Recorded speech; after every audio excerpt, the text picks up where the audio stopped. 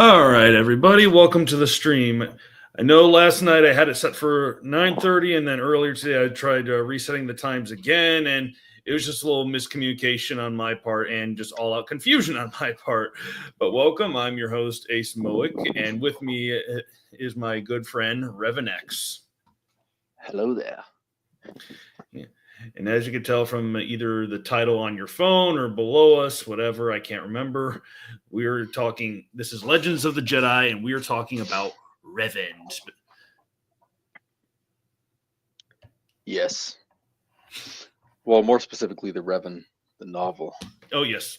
That's, I forgot to, the Revan novel that is getting blacked out a little bit.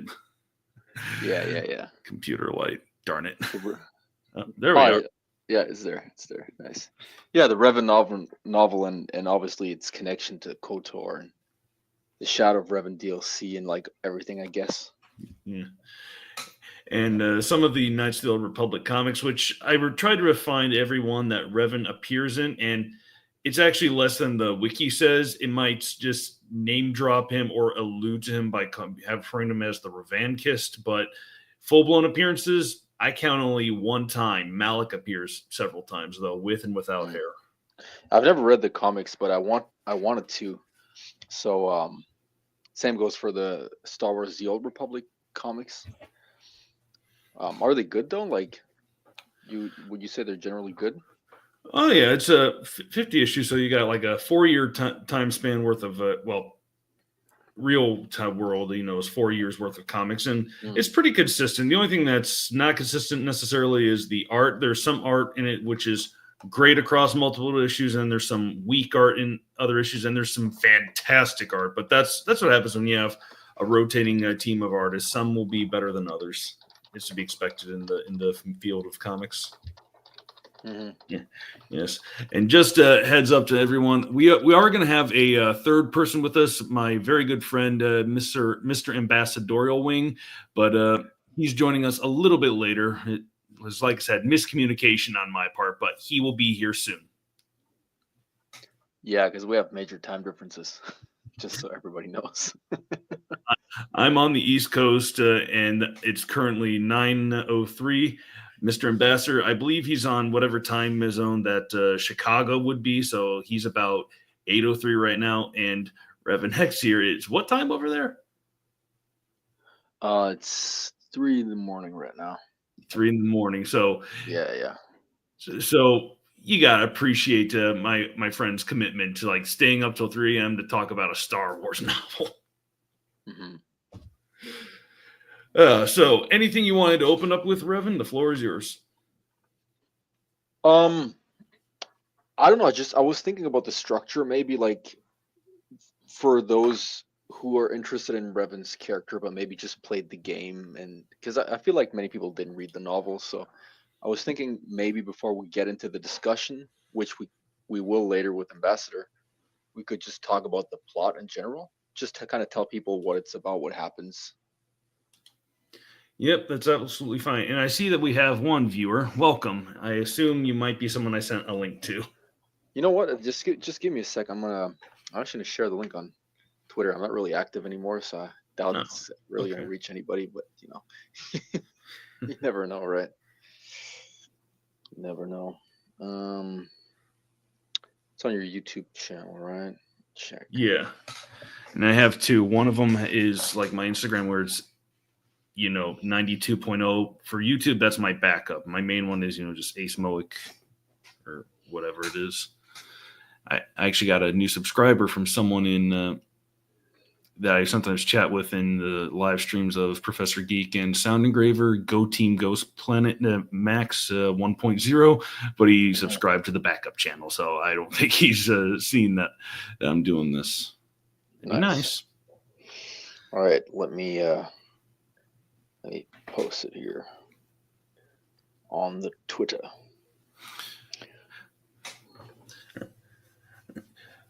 And while you're doing that, go ahead. You know if Ambassador has X? I believe he does. Yes, I believe. You don't happen to know his name on it, do you? Because I would tag him.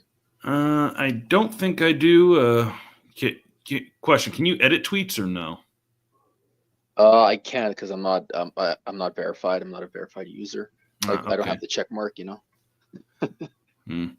Well, I assume he does. I don't know what it is because I don't have Twitter. I deleted it a long while ago, and I've been happier ever since. Much less annoyance in life. All right, but I guess to start off, a little plot summary is this book takes place after Knights of the Old Republic 1 and before the events of Knights of the Old Republic 2. And then it reaches about a little past the halfway point. Then it skips a few years to be after the events of Knights of the Old Republic 2.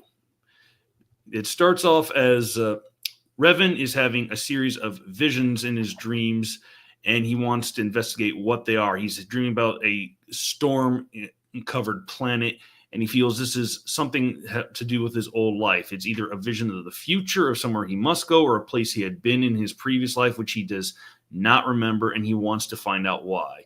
And while this is happening at the same time, we follow a Sith Lord named Lord Scourge, a true Sith, a Sith pureblood to be exact, on the planet Dromon Kaas, as he's a new member of the, not new member, but a new ally to this Sith's master on the Dark Council on Dromon Kaas named Nyrus, I believe her name is. Yeah. You can continue, bro, because I'm still posting links, so I'll jump in a sec.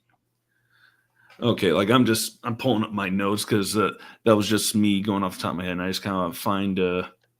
So I've just so people know, I haven't read the KOTOR comics, and I haven't played KOTOR 2. So that's where I'll have to kind of rely on your expertise. I've played KOTOR 1 1.5 times. I had a second playthrough like where I didn't really finish on my tablet, And I played Star Wars: The Old Republic though, or I still play. It's one of my favorite games of all time, and I've played the Shadow of Revan DLC, and I've played the Flashpoint where Revan dies, and obviously he returns as kind of a Force ghost in the Shadow of Revan expansion. And Star Wars: The Old Republic is, I believe, the main class story is set like 2 years after the Revan novel. If I'm not no, it's not set 2 years. What am I talking about? No, it's set. No, it's not set 2 years. What am I talking about? I'm mixing something up right now. No, it's set like 300 years, I think, after. Wait, the Old Republic MMO, you mean? Yeah, the Old Republic MMO was like 300 years after the events of the Revan novel, I think. Let me just Google that before I talk some nonsense here. That sounds about right. Because unlike him, I've never played the Old Republic, but I've played Knights of the Old Republic 2 and Knights of the Old Republic 1. Sorry, I was mixing something up because I looked up the dates. So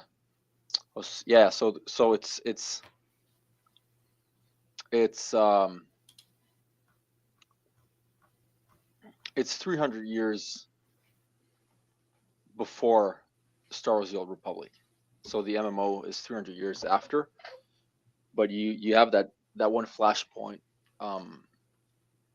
where Revan essentially dies. I don't want to spoil the end of the novel yet, but something happens at the end of the novel, and the state of Revan at the end of the Revan novel, it's they kind of expand on that in Star Wars: The Old Republic, the MMO, and then with the Shadow of Revan, they have Revan Return, which, and we're going to come to that later. The Revan novel obviously is highly controversial, and the Shadow of Revan DLC is maybe even more controversial among Revan fans and KOTOR fans. But we'll come to that later, I guess. Yep. So I guess we could start with. Let me just ask you, what was your? If you don't want to give in the plot spoilers, you don't have to. But what was your overall opinion on the book? Reading it. Oh, we can give the plot spoilers. It's just that you were kind of you were talking about the story earlier, and I didn't want it to just skip to the end of the novel. You know what I mean? Yeah. So my overall, as a standalone book, I thought it was well written. It was a good book. It wasn't like great. in any sense, but it wasn't bad either. Um, one of my major criticisms for the book, even as a standalone, is I feel I feel like the book felt like the plot felt like a video game plot at times, if you know what I mean. Ironically Um, enough. yeah, it felt a little bit too just going from one place to the other. Just like it was almost like Scourge and Revan were on missions and just going from one mission to the other. It almost felt like playing a video game a little bit, which is not necessarily like I'm not saying it's really bad, but it's not something I necessarily like in the book too much. But that's not what bothered me the most. Like as I said, as a standalone book, it was okay for sure. What bothered me the most is I feel like Revan's character was done bad. I feel like the complexity of his character that we know from KOTOR was treated poorly in the novel. I feel like he's not really that complex of a character in the Revan novel. He's not unique. I feel like the Revan we know and love, and the fact that he became one of the most unique Star Wars EU characters, is due to KOTOR. The Revan we know from the Revan novel would have never become as unique because there's really nothing unique about that Revan. That's my take. No, I get what you're saying because, or do you have anything else you want to add before I interjected? No, I'll add and elaborate later on as to why I uh, think he's not really unique. But you can jump in first. All right. Before I do, I just want to give a shout out to Chronic Mama Bear. Hi, how you doing? She made it. Ha, made it, she says. Oh, I'm glad you were able to make it, madam. Can I She's read some. chat? Oh yeah, you can read the chat too if you want. Oh yeah, Oh I wait. can. On the let me see. Oh yeah, it is here. Oh hell yeah. Yo, what's up, Mama Bear? Yeah, Mama Bear. I know her from back home. Nice, nice. Oh, you know, like personally or what? Yeah, we used to go to the same Oh, congregation. nice. Yeah, Oh, before I nice, nice, moved. nice. All right. So my take on the book is it sups. She says, quite good, thanks. But the book is quite fast paced.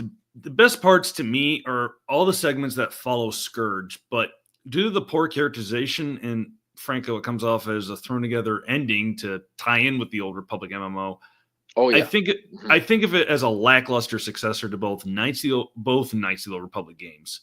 And part of my frustrations with the book could come down to how the Knights of the Republic games operate.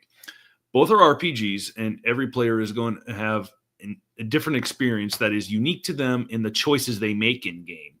So anything that left Vega from the game that would be declared as part of canon was going to conflict with whatever the player chooses. So I think that's why, as you said, the characterization of Revan feels off because everyone has a unique experience. Your experience was different from mine, and mine would be different from the ambassadors, and all ours put together, even bits and pieces, be different from canon for the most part. That is true. Yeah. Yeah, and also, hello, hi, Darth X at Roxa. How you doing? Yeah. That by the way is a yeah. She joined from Twitter. I'm pretty sure. Oh, okay. Because I recognized the name before, and I never saw Yeah, the yeah, yeah. face icon. If that's her real face, wow, she's cute. That's that's actually the name is actually from the MMO as well. Oh, okay. Well, like I said, never Yeah. played the Old Republic. Yeah, So, it's a super it's crazy, and that's why she's an OG. I'm pretty sure she's an OG because that is such a niche character. It's a character that literally only appears in one trailer. That's it. I The see. character doesn't even have a single line in the game. That's very interesting. And trying to, I had another point I wanted to follow on. Let me look it back. Oh yeah, and like I said, everyone's experience is different. And I just got a text from another friend. Hold on. You can, if you have anything to interject, I just need to text a friend just real quick, just saying, yeah, it's live. Just send Yeah, the link. I'll elaborate maybe on what I meant. So I agree with you. We all have different experiences that being said, I feel like there's still an overarching character to Revan that is in the game, no matter what choices you make.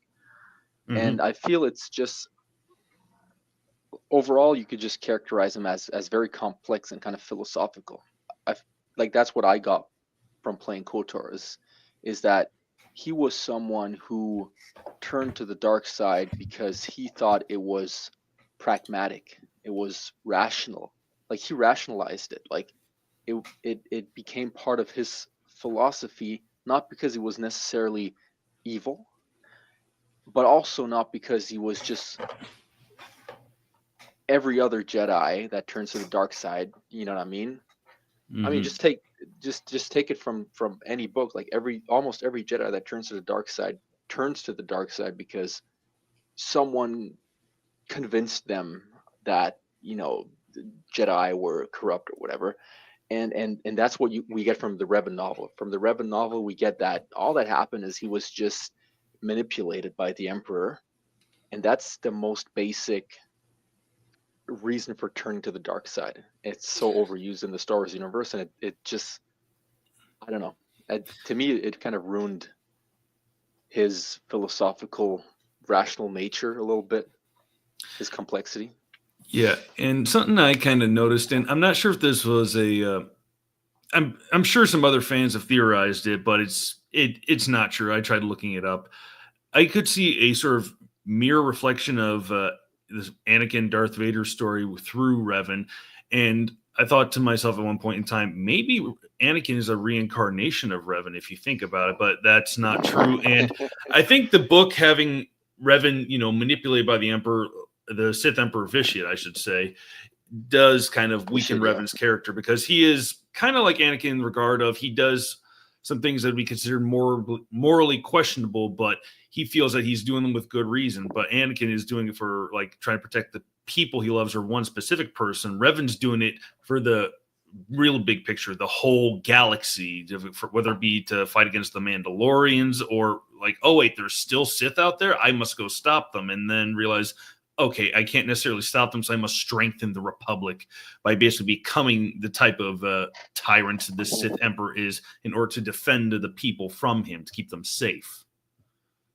Yeah, yeah, I agree. I feel like it weakens his legacy a little bit, Mm-hmm. because to me, Revan, and not just to me, I mean, many Star Wars fans, right? Revan is one of like the most badass characters. And I know it's not just about like being a badass, but he was well written and a badass at the same time. Like he was like Anakin Vader, like Palpatine. He was like super powerful but very intelligent, very complex character. That's why people liked him so much. People resonated with his character, and I just feel like we don't get that at all, or I didn't get that at all reading the Revan novel when he was fighting the Emperor at the end. It didn't feel like it was it was Revan fighting. It just felt like it was some random uh, Jedi trying to stop the Emperor. I don't know. It just to me didn't really do much. I'm in agreement with you because someone might say, "Well, the Jedi mind wiped Revan, so how's he supposed to like really, operate like how he did before he was mind wiped?" Well, I'm going to let you know a plot point.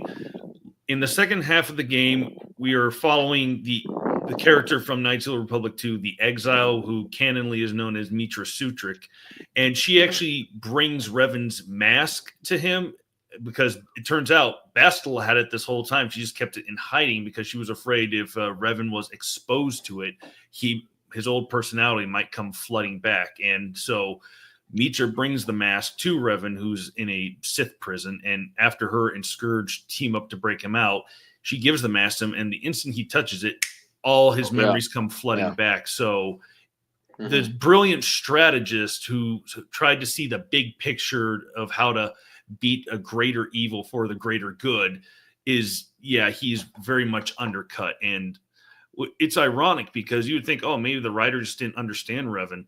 The writer of this book, Drew Karpyshyn, is the same main story director from Knights of the Old Republic 1. He didn't work on 2. That was Chris Avalon, but he did work on Knights of the Republic 1. Mm-hmm. Yeah, yeah. Bro, I would just jump in real quick though, and I would if that's fine with you, just That's give fine. the viewers a brief overview of the Revan novel, because like you started, right? I would just I would just finish that just so, or I'll just ask in chat, like, did you guys read the Revan novel? You guys even know what we're talking about? It's a good question. Because I don't know, like I don't know many people that have read it, to be honest with you. So Darth at Roxa says, nope, never read. you never read anything, eh? That's how it sounds. And Marl Raven, hey, she says, how you doing, Marl? Glad to see you joining the stream. I don't know why it was the link I sent you was blocked at first, but hey, you managed to bypass it. Hello there. All right, so I don't even remember where you start. I'll just start from. I'll just do it like briefly, right? It's like you mentioned. It starts with Revan living with Bastila on Coruscant, and he has those visions from his past, and he feels like there's a threat looming in the galaxy. And it's I think, I'm not sure if it's already in the prologue, but later on he's seeing like glimpses of the unknown regions and all that stuff. And chapter one actually starts on, because that's like the prologue, and then chapter one starts on Dromund Kaas with Lord Scourge, and the whole novel is just back and forth, like chapter to chapter. It's just a back and forth between Revan and Scourge, and Revan it's just Revan decides to leave Coruscant to find out what's plaguing him and what is threatening the galaxy, and he ends up meeting up with one of his old buddies from KOTOR, Red Canderous Ordo, and they end up going, like, I'm going to be fairly brief. They end up going on some. There's like a kind of a subplot with Mandalore and all that shit, and then Scourge has his own subplot on Dromund Kaas, where he's trying to uncover a plot against the Emperor, but he's loyal to the Emperor, but he ends up understanding why people are plotting against him. At some point, Revan's visions are getting clearer and clearer. He knows he has to go to Dromund Kaas, so him and Canderous Ordo separate. On Dromund Kaas, he meets Scourge. They end up fighting, but also kind of talking to each other, and they find out that they have similar views, I guess, on the potential dangers of Vishit's plans, because Vishit wants to perform a form of ritual to gain unlimited power, but that could potentially destroy the entire galaxy or rob the entire galaxy of its life force. Anyhow, so they end up plotting against the Emperor, and then they end up fighting the Emperor, and Scourge ends up betraying Revan, but he doesn't betray Revan because he doesn't betray him for the sake of betraying him. He betrays him because he feels like it's a necessity to sacrifice Revan in order to later on be able to defeat the Emperor. So he's still on the inside, he's still against the Emperor. He just feels like he has to sacrifice Revan because they're too weak even together to defeat the Emperor. And that's, by the way, where Star Wars: The Old Republic comes in play, because Scourge is a very important character in the Jedi Knight class storyline in Star Wars: The Old Republic. He is one of your companions later on in the game when you play the Jedi Knight. He essentially joins the Jedi to fight the Sith Empire and stuff.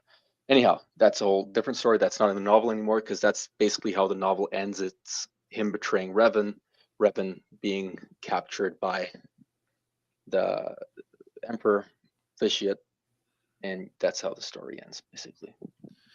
Yeah, and some things that I couldn't help but notice about Scourge while I still have this fresh in my brain is I thought how, like, at the end you said how he basically spoiler, he kills Mitra Sudrik the Exile, and like Revan said, and basically betrays Revan so that he can convince the Emperor that, oh yeah, I am loyal to you.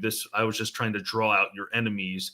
It was basically him playing the long game, because he then had a vision of how, like, just before they're going to go confront the Emperor, he saw, wait, we're not the ones to defeat the Emperor. We're going to lose this battle if we do.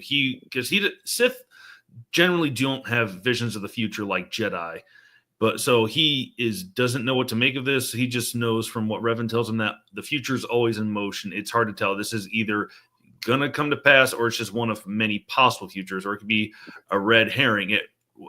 I thought Scourge betraying Revan in the Exile so that the Emperor can be taken down, killed long term. I thought, is that meant to kind of like mirror what Revan would do, like basically see the big picture and to make a necessary sacrifice so that he could achieve his goals as later on? Yeah, it could be. Yeah, because it's a fairly, I would say it's a fairly popular like plot decision. Yeah, because I thought there was like some sort of mirroring with Scourge, because when Scourge is first introduced, him coming to the world of the Sith and then goes to investigate Dartha and Neris assassins, I wonder like how he's trying to investigate this thing, find out more, is kind of mirroring Revan wanting to investigate what the dreams mean for him. And we have a new viewer, the Persian. What up? How you doing, man? How you doing? He also says, I just want to say Scourge 100%. Is the best part of that book. Agreed. 100%. Agreed. Yep. Scourge is the best part. And I find it very ironic. This book is called Revan. Scourge has 18 chapters of this book from his point of view. Revan has 13, so less than Scourge in his own book. Plus, sorry, go ahead. And two of them kind of like their chapters kind of overlay where they're in the same chapter when Revan's a prisoner of the Sith. So there's kind of some overlay. And then the other character that we follow towards the second half, Mitra, the Exile, she only has 6 chapters. And I think that is quite pathetic. Like how such a great character could be cast aside, but I'm getting ahead of myself. Yeah. And then like Revan isn't like, even though we have these chapters following Revan, you have the whole Mandalore subplot, and he's with Kenris Ordo and all that stuff. So it's not just solely focused on him either. Whereas with Scourge, I feel like it is very focused on him, like his chapters, So I agree, man. I feel like as a whole, the book is a little more about Scourge than about Revan, or at least like.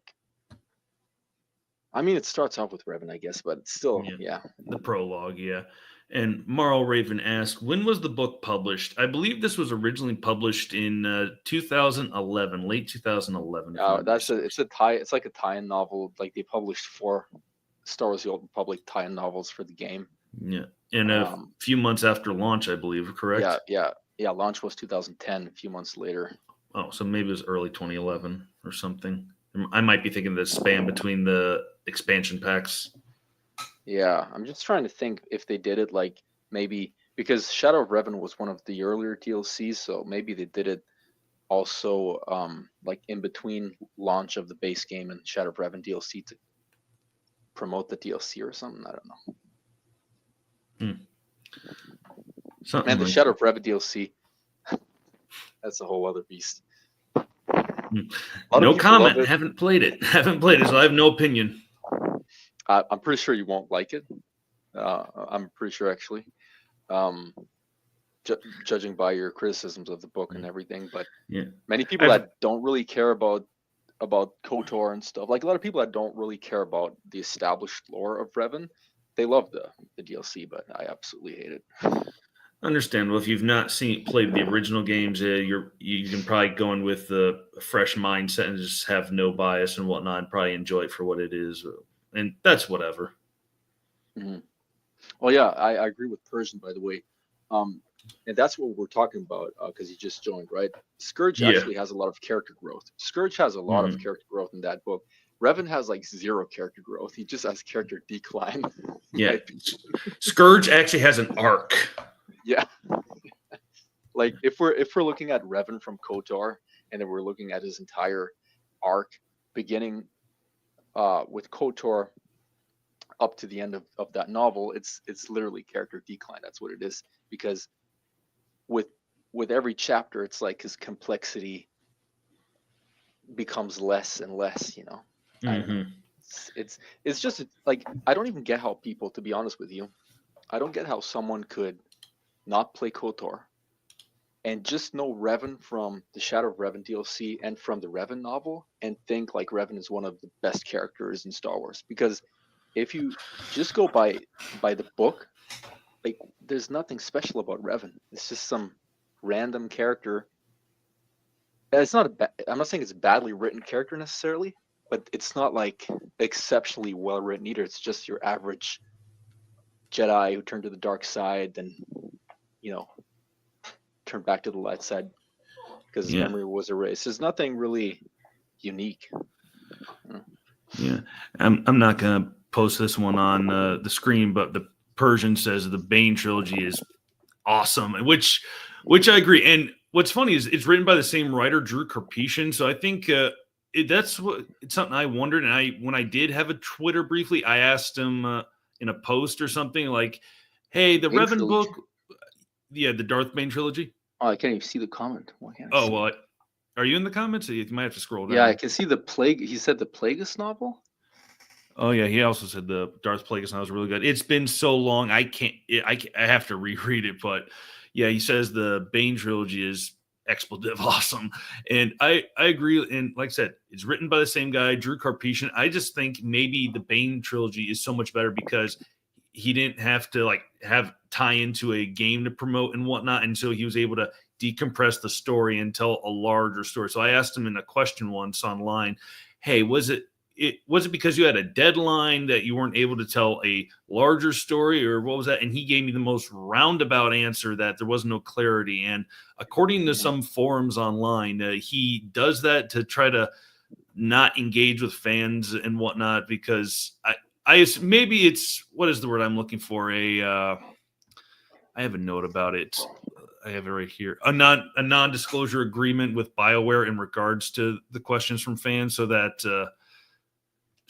he answers in a roundabout way because he's not legally allowed to, and he might have to face some legal consequences for that. Or maybe he's just tired of answering the question. He's just kind of like, this, that, and the other, or something. SWTOR is not even owned by BioWare anymore. So, no, the agreement is probably still binding, but no, they sold it last year. Actually, I did not know that. Well, that's interesting. And Marl Raven asked, "Does this story follow the line of the Star Wars trilogy?" Yeah, I was just about to reply to that.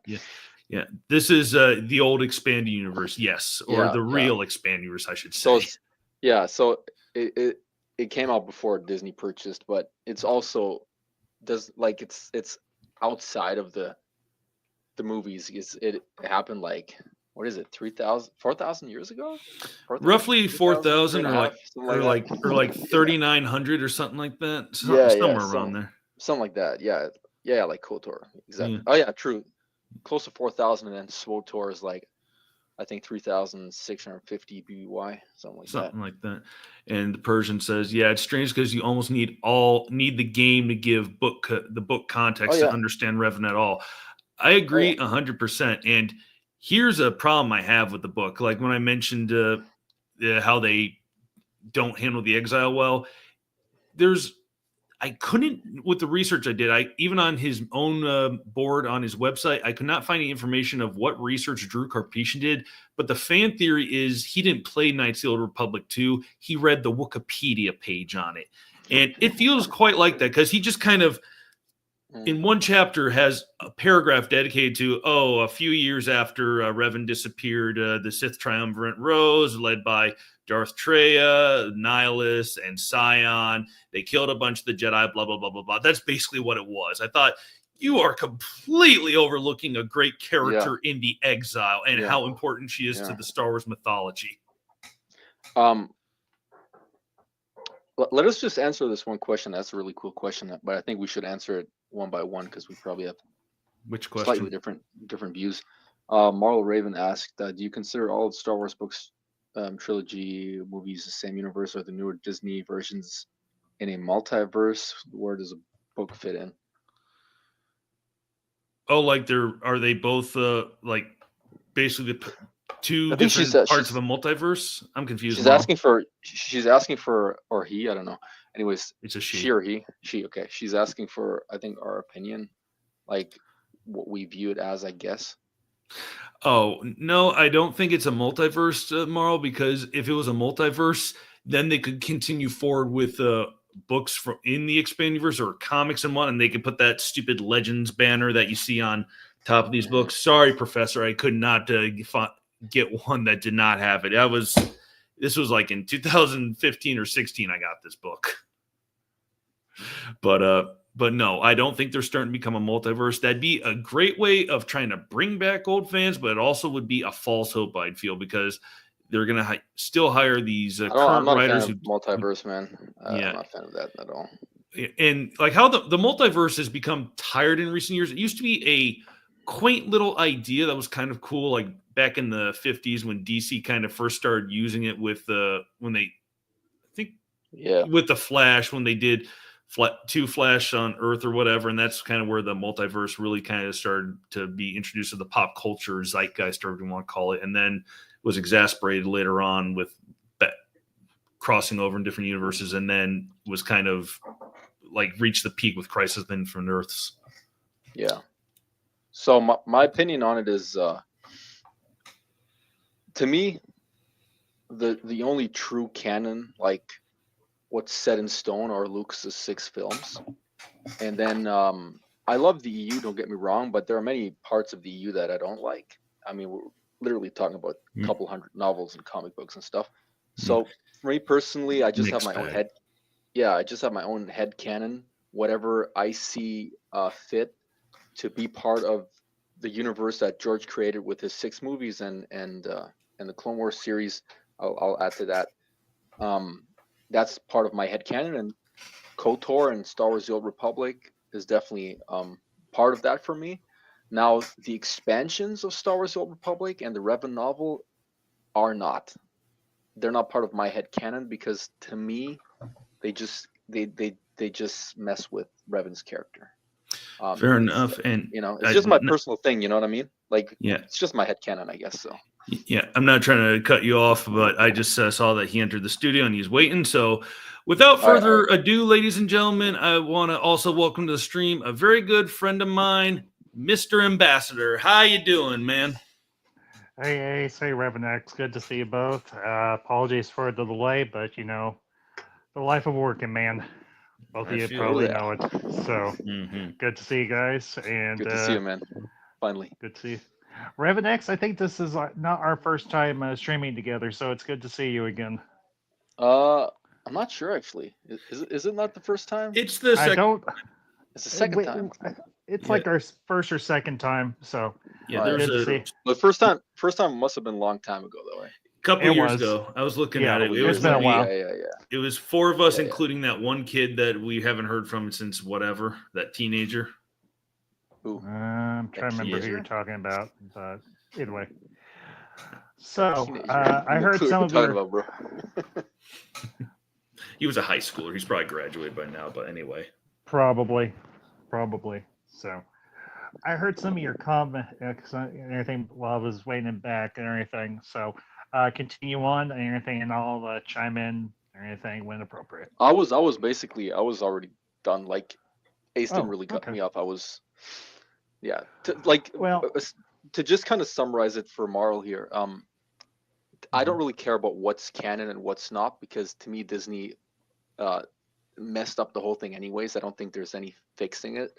So to me, the only thing that's important is my own head canon, because that's what I choose to make part of my kind of story. And so yeah, I don't even pay attention to most of the new stuff that Disney brings out, to be honest. So here's the thing for me. I am older than both of you, and I don't say that to rub it in your face by any means, but I'm probably one of the few on this panel, if not the only one on this panel, to have seen at least one of the original trilogy in theaters, that, of course, being Return of the Jedi. And I did, of Crazy. course, see the special editions back in '97, and that was my first real opportunity to see the original trilogy on the big screen, which was a huge thing for a lot of us OGs. As far as what is canon for me, is canon for me, it is obviously the canonical six. I do regard Rogue One as canon because it does link between the original trilogy and the prequels and the original, obviously. The old EU, I absolutely love the EU, which is, of course, a topic we're discussing tonight. That'd be, of course, one of the biggest figures within the old expanded universe, of course, being Revan. And I did want to show off a couple of things or anything that I've got here. This is part of my collection. I'm sure you all recognize this fella here. That is, of course, that is Revan in his Sith Lord or Darth costume or uniform or robes. And then, of course, I got him in his Jedi robes, his redeemed. And then, of course, I've got Bastila. So, yeah, man, this one's a hard one. This one's a hard one to find. I got I got it at a vintage toy store in my hometown and everything, and I was like, when I saw her, I was like, I gotta have this to go with the other two. And I didn't bring them out, but I've also got the Funko Pops of Jedi Revan and Bastila. I've still same. Yeah, I saw your picture the other day, and I obviously commented on it. Yeah, but, re-upload all those. Yeah, but I still haven't been able to get my hands on Darth Revan or Darth Malak because, of course, they did Funkos for both of them as well. But those seem to be harder to come by. Very hard. And if you want to go to the secondary market, they're not cheap. So, but as far as I was saying, my head canon and what I consider canon, the old EU, and that includes everything from the original Thrawn trilogy, which I have first editions of, all the way through the Yuzon Vong War, the Rogue Squadron novels. Basically, the majority of the novels from the old EU I regard as canon. Granted, I haven't had a chance to read them all. The Darth Bane trilogy, the Dark Lord novel, Plagueis, all those really good books that were done back in the day, and more recently, obviously, in the aftermath of the prequel trilogy, which was when both Plagueis and Dark Lord, The Rise of Darth Vader were published. So, and of course, all the video games. I mean, such a wealth of video games, especially for the Xbox platform. I mean, they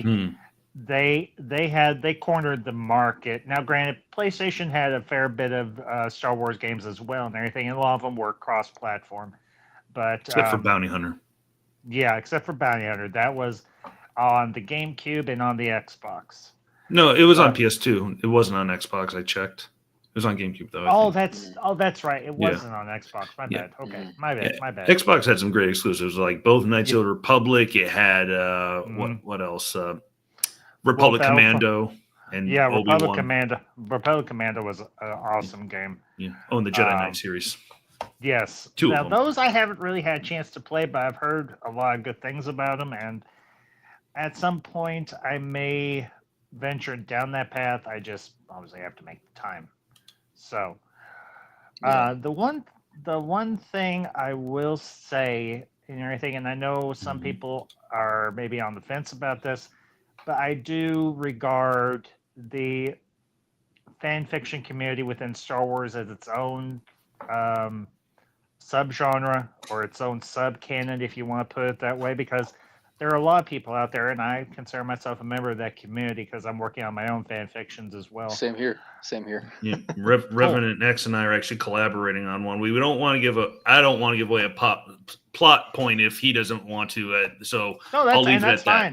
I'll leave it at that. No, that's fine. That's fine. Really, totally fine. But you see the passion and everything, and regardless of the type of budget that these people have. Some of them are doing it with some budget. Some of them, like myself, are doing it with no budget. Just our passion, our knowledge of the lore, and our ability to write, or to draw, or to use CGI and everything. I mean, or there's AI. two or so yeah, or Or AI AI. even. Yeah. Well, Star Wars What If is one that has popped up more recently, and they're using AI in a lot of really cool ways. Mm. And I use AI to create my Hmm? I use AI art generators to just create visualizations of my characters, because when I write a Yeah. character, Mhm. it just helps for me to see them Oh on yeah, screen, I get, you know. and I get, yeah, I get that. I totally get that. So, but that's kind of the background for the audience and for a little bit of a refresher for both of you. So, um, if you want to delve into the main topic of the night, Yeah, just real quick, Marl. Revan was introduced with the KOTOR game, I think, yeah. that was released in Yes. 2003. Yeah, Marl was yeah, asking. Revan was introduced in KOTOR, the first KOTOR game. He was mentioned a few times in Sith Lords, and obviously he had a main. There was a main storyline and everything in the SWTOR MMO, obviously, which is what everybody was really wanting was, okay, where the hell did Revan go? Which is obviously where the book Did you was play? booked. Hmm? Did you play the MMO? I have never had the opportunity, but I've always been interested Too in bad. doing so. I've heard a Yeah, lot of good things about it. It's just a matter of having the time and having yeah. the finance to do it. So, but I it's absolutely love the MMO, the class Mhm. stories, some of the Mhm. best stories in Star Wars, in my opinion. yeah, But the Shadow of Revan DLC is absolute garbage, in my opinion. It's fair worse enough. than the book even. Hmm. But Fair yeah, enough. Persian says the Revan Holocron in the MMO was so cool. Couldn't tell you. that's true. Well, here's That yeah, go ahead, I agree Revan. with that. No, I was just agreeing with Persian. Okay. Yeah, and it's true what Persian is saying. Yeah, it's an MMO, but you can play it all single player, and it literally plays like a regular RPG if you play it as a single Yeah. player. It's really cool. Yeah, that's what I've heard as well. Of course, Revan is also referenced in the Darth Bane trilogy because Bane goes to look for Revan or Darth Revan's holocron. I think it's on Korriban or some other planet. I can't remember exactly which one. And obviously, he locates it. So, but Yeah, Revan. and what's really cool about the MMO as well is that you have the Revanites, like the Revanite Order, and it's like it's like a sect. They worship Revan, and the Sith Empire hates them because, you know, they're kind of messing. Well, they're mess. I mean, the Sith Empire wants to have total control, and they don't like having people within the Sith Empire that kind of look to Revan as the one and only, not the Emperor. And it's just funny because it mimics real life so well, in my opinion. in a manner of speaking, yeah, it does. Yeah, and one of the things that the MMO did very well is it introduced, I think, one of the most intriguing characters. I mean, obviously, that we get that storyline with Revan, but Vitiate, everything, the Eternal Emperor, everything, the Emperor of the Eternal Order, the Eternal Sith, who was actually a pureblood and everything in one incarnation, and then he learned how to transfer his consciousness from body to body. Yeah, it's Valkorian. Yeah, Valkorian. Yeah. Yeah. And Persian makes a comment as I'm a little confused because my memory's a little hazy. It's been a while since I read the Bane trilogy. But he says nothing cooler than when Bane destroyed the Sith Temple and reinstated the Rule of Two based on Nihilist teachings. I thought it was based on Revan's teaching because Nihilist didn't really have any teaching. His thing was just consume the life force out of all planets. He was basically the Star Wars version of Galactus from Marvel. And a manner of speaking, yes. Yes, in a way. Yeah. Yeah. By the way, Persian, I also agree with. I mean, I would call it a ripoff. I think every sci-fi or fantasy novel builds on what came before, and there are many things in Star Wars that definitely take from Dune, like the whole spice thing and everything. That's exactly. Well, yeah. And not to mention, Star Wars came from Flash Gordon. Yeah. I just take. Well, I wouldn't say take offense. It's just I don't like the whole ripoff thing because, and I'm sure Persian didn't mean it that way, but there are actually No. people on X that will like come at Star Wars and be like, "Oh, Star Wars is garbage. It's just a ripoff of Dune," and I'm like, "Yeah, no, it's not." Really. It's not a rip-off of Dune. It was George Lucas was obviously influenced by Dune, and of course he wanted to add a few things in there, as I would call it, an homage to Dune, because Frank Herbert was one of the very first big names to really delve into science fiction. Now, granted, it's a different genre of science fiction. It's more hard sci-fi, futuristic science fiction, like far distant future science fiction, obviously. Mm-hmm. And it does have themes that deal with real life concepts, whereas Star Wars does deal with real world concepts, but it is more of a fantasy science fiction genre rather than what Herbert wrote. So that's the way I have always looked at Dune and how it's influenced others. I mean, you could even say, go ahead, Revan. I was done. To me, Star Wars is not even really science fiction; it's more space fantasy. Agreed.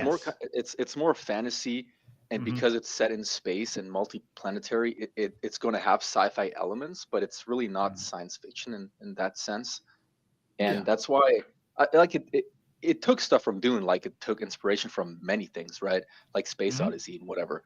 But I don't know. I just don't like people. I don't think that the similarities are great enough to call it a ripoff. It's not like Dune is super similar to Star Wars.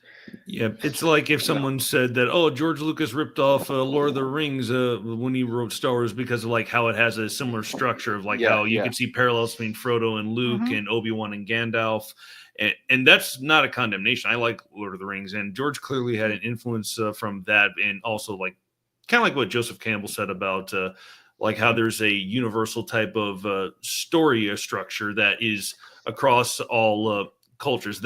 And for the record, that is not to say that all stories are the same. A lot of people misinterpret that. It's just there's a certain type of story that's universal across all these cultures. And the same works with the villain's fall, the heroine's journey, et cetera, et cetera. It's not just one type. Like there's themes. Multiple types. Yes. It's certain themes and archetypes that are just reused in all stories. Yes, it's a psychological motifs. Like they're subconsciously there. I mean, just look at Tolkien, right? Tolkien influenced essentially all of modern fantasy. Exactly. So you could say that everything rips off Tolkien in a way. Well, you could even make the argument that both Tolkien and C.S. Lewis have influenced a great deal of modern fantasy writing and everything, because the two of them were contemporaries, and they were actually close friends or anything when they were both teaching at Oxford and so on.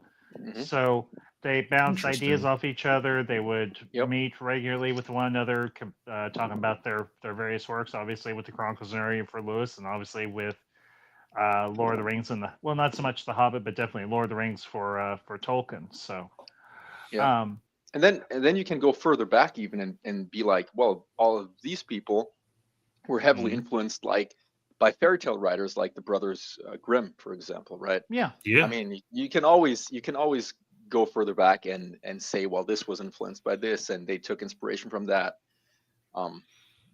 That's the beauty of it, you know. Yeah, European folklore, things like that, or even aspects of like some of the, like, it's not as well known today, but some of the like early 20th century, like the pulp stories of fantasy and sci-fi, vastly different than what we go through today, and in a way much more unique.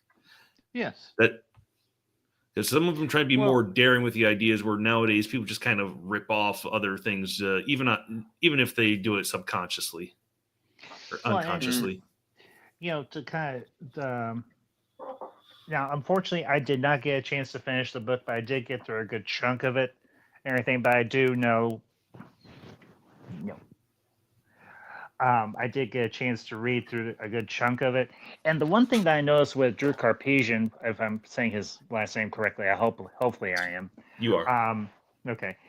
One thing I noticed and everything, and this might just because my brain and everything functions in this particular way, the structure of the Revan book does draw a few draws some inspiration from one of Tolkien's other works. It was done posthumously after he passed away by his son Christopher Tolkien. That, of course, is the Silmarillion. There's similar story and narrative, well, story structure with the Silmarillion. I don't know if either one of you have ever read it or not. I haven't. I've But not read it yet. okay, fair enough. Um, but what Carpasian did with the Revan book, the way he structured the story, the way that he flipped the point of view or the storylines backwards and forwards, not so much with the beginning of the Silmarillion, but more so as you got deeper into the other tales within the book itself. Because what the Silmarillion is, it does, in a lot of ways, set the entire universe. It's essentially what a lot of people, especially members of the Tolkien fandom, call the Bible of the Lord of the Rings. Bible, yeah. Yeah, and Well, that's what it is essentially. yeah, it is. But as the stories go on and everything, there's change of perspective and so on, and there's focus on particular characters and how those characters interact. And how the storylines seem to eventually come together, kind of an homage to Lucas himself, because obviously once Revan gets into the unknown regions and comes across and enters into the Sith Empire, he obviously comes. Hang on one second. He comes across Darth Narcissus and obviously Scourge, and in time he does obviously confront Valkorion or Vitiate, whichever name you want to call him by. Vitiate, yeah. Yeah. So Yeah. anyway, Let me just answer a question in chat real quick, if that's Yeah, fine with sure. you This guys. one, Um, one that Marl has. yeah, the first one she had there with the thing is, I don't really like the whole real fans, fake fans, all that stuff. I don't really care about that stuff. Like if you like Disney Star Wars, if you only like Disney Star Wars, I don't even care. Like you're still a fan. You can call yourself a fan. The thing that bothers me is the disrespect towards people, and that's not everybody, of course, but there are people who will disrespect fans like me when I criticize the sequels based on pre-established lore. If like there are people that will call me certain things because I don't like the fact I don't like the entire like character of Rey, for example, because to me Rey is not only a Mary Sue character, but her arc also messes with lore, especially episode 9. It destroys the entire point of the Chosen One prophecy. It makes absolutely no sense. So you can like the films and you're a fan, right? But don't tell me that my opinion is not valid for whatever reason, and then we're cool. I have no problem with people that like the sequels. And as for your second question, why people will complain about like the new Star Wars and still consume the material, to be honest, I don't really consume the new material anymore. I used to for a while. If you're like a really big Star Wars fan, right? It's if it's such a big part of your life, such a big passion, it's really, I don't know, it's hard to explain. I know Ace stopped watching like after episode 8, I think, right? After Last Jedi. Yeah, after I saw the movie, like I Yeah. was so mad. I swore Yeah. I've kept to my promise. I said I will never watch another new Star Wars movie as long as Kathleen Kennedy is in charge Yeah, and or Ryan Johnson gets his own sequel trilogy. No, actually it was and I've kept to that promise. I've not seen episode 9. I did not see Solo, and I don't care. Shows, some people could say like, "Oh, you're missing out on this new stuff." I don't care, and I respect that, man. I totally respect that. And to kind of answer, backpedal a little, like what Dark Roxa said, like, what did you guys think of the Ahsoka series? I did not see a Ahsoka series, so I have no opinion. If other people watch it and enjoy it, my friend Ethan did, fine. I'm not going to hold it against them. It's their choice. I just have no opinion. Yeah, so I totally respect that. I wasn't like that at first. I still, and that's what I'm trying to say. Like it's hard to explain why. It's just the hope that something will turn out to be good. And to be fair, there were bits and pieces that were good. I enjoyed like Rogue One, for example. I thought Rogue One was a brilliant movie. I like Yeah. the Rebels TV series. I think Bad Batch is fine. I'm not necessarily a huge fan, but I think it's fine. I thought Tales of the Jedi was pretty cool. Like, there's certain things I like. The vast majority I don't like. Ahsoka, because you asked, I stopped watching after the second episode because it's, in my opinion, absolute garbage. Um, That's fair. you know, I like mean, it's hard to explain. I don't know. The idea of Ray Stevenson as a Dark Jedi sounds cool, but I think it might sound cool. The execution might be different though. So, but I decided hands off. Nope, I don't want an opinion. well, just to chime in with my own 2 cents here. As far as the Disney Plus series, the ones that I watched all 3 seasons of The Mandalorian. The first 2 were very, very good. Third season, it kind of missed. It did not stick the landing as well as it could have. Did it have some cool moments and everything? Yes, it did. As far as what I think is one of the best series that they've done, of course, is season 1 of Andor, and I am looking forward to season 2. Ahsoka wasn't bad. But here's one of my main gripes. Was it cool to see Grand Admiral Thrawn in live action? Yes. But after doing some research and rereading parts of the Thrawn trilogy, as I mentioned, first editions of those, his portrayal in Ahsoka wasn't as accurate as I had remembered, or what I've read when I read the books. And I was like, was it cool to see him? Sure, but his portrayal wasn't in keeping with how the character actually behaved in the other media that he has appeared in. So obviously, I did not touch the Acolyte. I have absolutely no intention of doing so. And Yeah, as far as any further movies, I mean, here's the thing. Did me and my wife, Mam Ambassador, see all 3 of the sequel trilogy movies in theaters? Yes. Force Awakens is probably the strongest of the 3. Where things really dipped for me was, of course, TLJ, The Last Jedi. I saw that twice in theaters. I cannot bring myself to watch it ever again.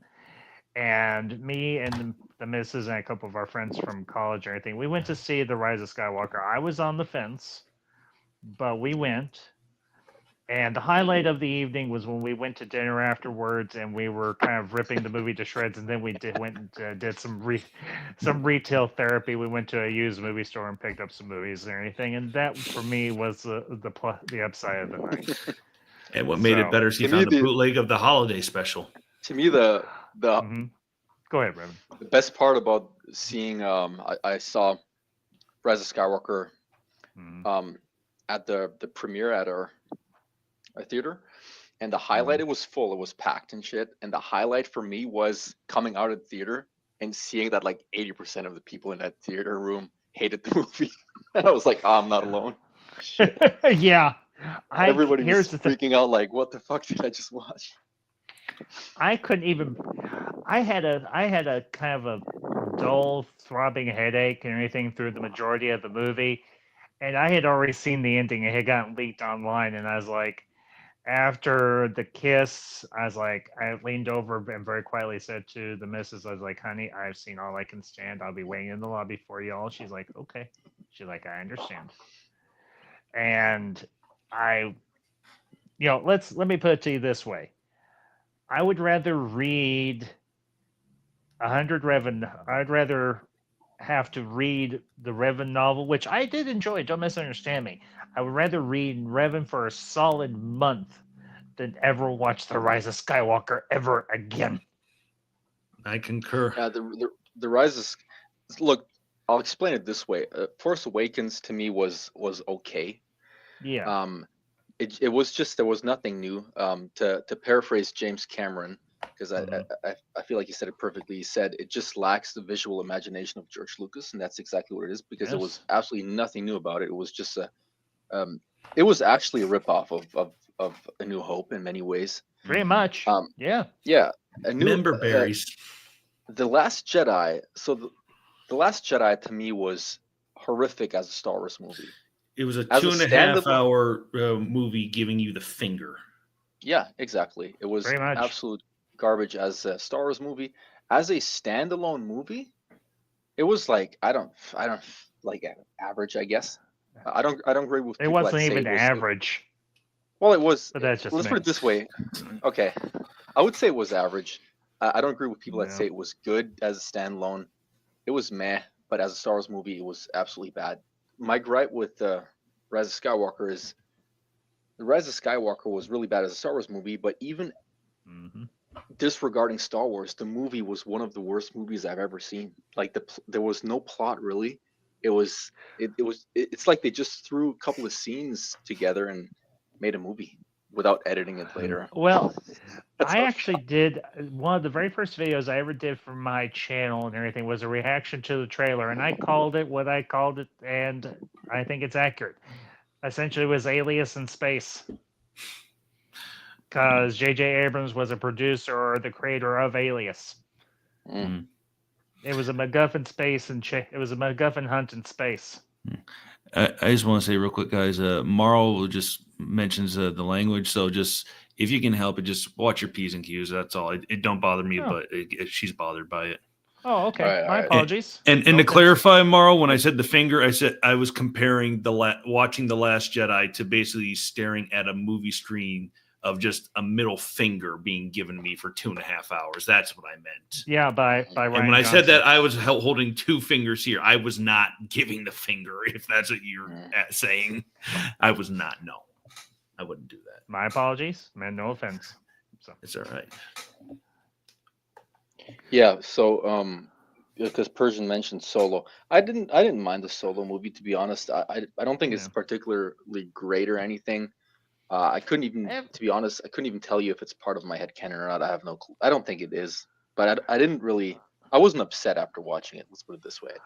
I watched it on Disney Plus and everything back when we still had that. I think we still do. And the only thing I'm really interested to watch on Disney Plus at this point is obviously season 2 of Andor and of course X-Men 97, because I've heard very good things about X-Men 97, but that's a different topic for a different time. Personally, Solo for me, it wasn't as bad as everybody panned it out to be. Was it like super spectacularly awesome? No. No. But it wasn't as horrendous as say TLJ or The Rise of Skywalker. I completely agree. And I will say this: Alden Ehrenreich, I thought was a good younger version of Solo. Donald Glover, I liked him as young Lando, and of course, Emilia Clarke as Kira. Well, Emilia Clarke is a beautiful young lady, and she's a good actress. She just has to have good material to work with. Emilia Clarke was actually pretty cool, I find, in the movie. Yeah, I liked Kira. Kira was a good character. Of course, cool, that little stinger at the end with Darth Maul. I won't lie. I would have liked to see more of what happened there, but unfortunately, we never will because, well. The idea they got Ray Park back to play Maul, I thought that's just a cool idea in of itself. Without having to watch the movie, I've seen the clip on YouTube. I've not seen anything else with Emilia Clarke other than anything other than this movie called Me Before You. Google it, people, if you're curious. Emilia Clarke. You've never seen Game of Thrones? No, I'm one of the 1% of people that's never seen a single episode of Game of Thrones. Oh yeah, you need to at least watch the first. You need to watch you need to watch seasons 1 through 5. You would need to watch seasons 1 through 5. That's everyone keeps telling me that. It makes me resist it even more, especially because I know how bad season 8 went down. According to what people say, really I think what's the point? Honest, if I can't finish it, what's the point? I would even go further. I thought season 6 was pretty good too. Season 7 is when I felt like you start feeling a dip in quality, and season 8 was really bad, of course. Like especially the ending, like the last episode of season 8, that was such a bad ending. Like you know what I mean? I don't want to spoil anything, but it's hard to write a worse ending than that.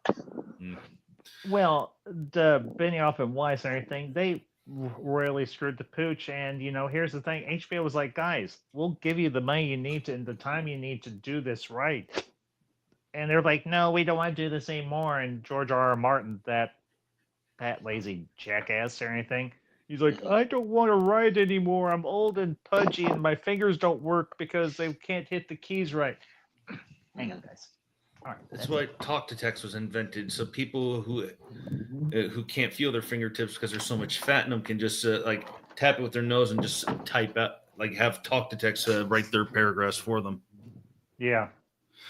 And kind of backtrack a little bit, like when Marl asked why some so-called fans keep watching new material but keep complaining about them. You know who does that? The grifters on YouTube, like whether it be geeks and gamers or this, that, and the other. They're all grifters because they know if they keep complaining about it and they're going to get people watching them. It's just money for them. If you follow the paper trail and you see the motivations, it's all about money. They don't care. I don't necessarily agree with that statement completely. I agree with the Geeks and Gamers assessment for sure, but I don't think it's because there are many YouTubers that criticize most of the Disney stuff. I don't think they just do that to complain about it though. Like I said, I agree with you when it comes to Geeks and Gamers because their entire content is just complaining. But when it comes to Star Wars Theory, when it comes to Stupendous Wave, when it comes to the Lore Master or Thor Skywalker, these people, they don't really like most of Disney Star Wars. They still react to most of it.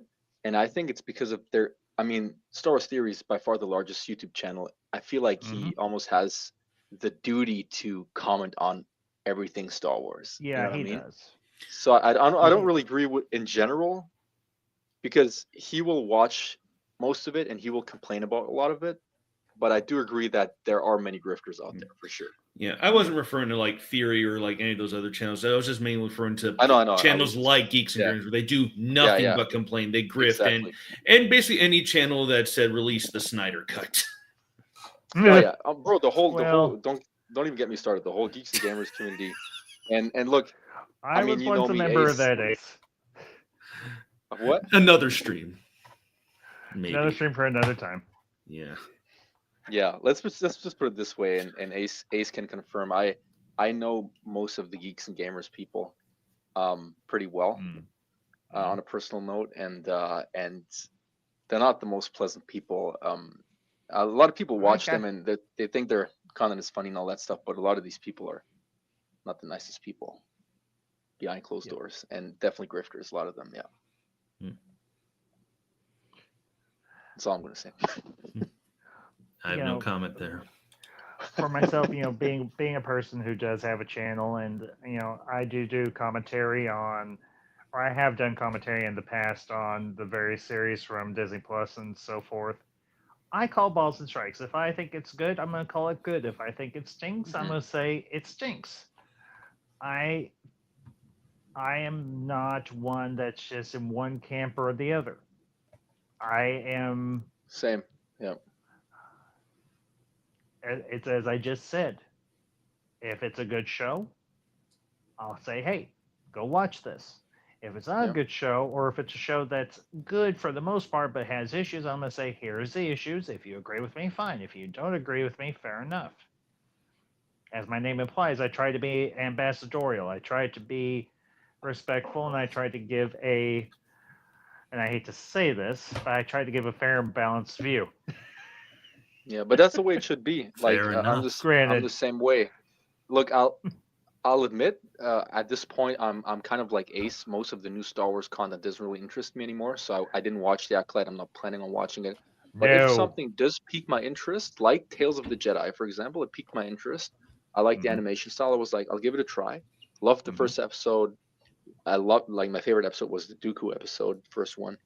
Yeah. And I posted on X. I was like, yeah, it's really good. It's like 8 out of 10 at least, maybe even more. And I was surprised, and I feel like that's important as well, because you'll have some people that will just complain about every single thing. Yeah.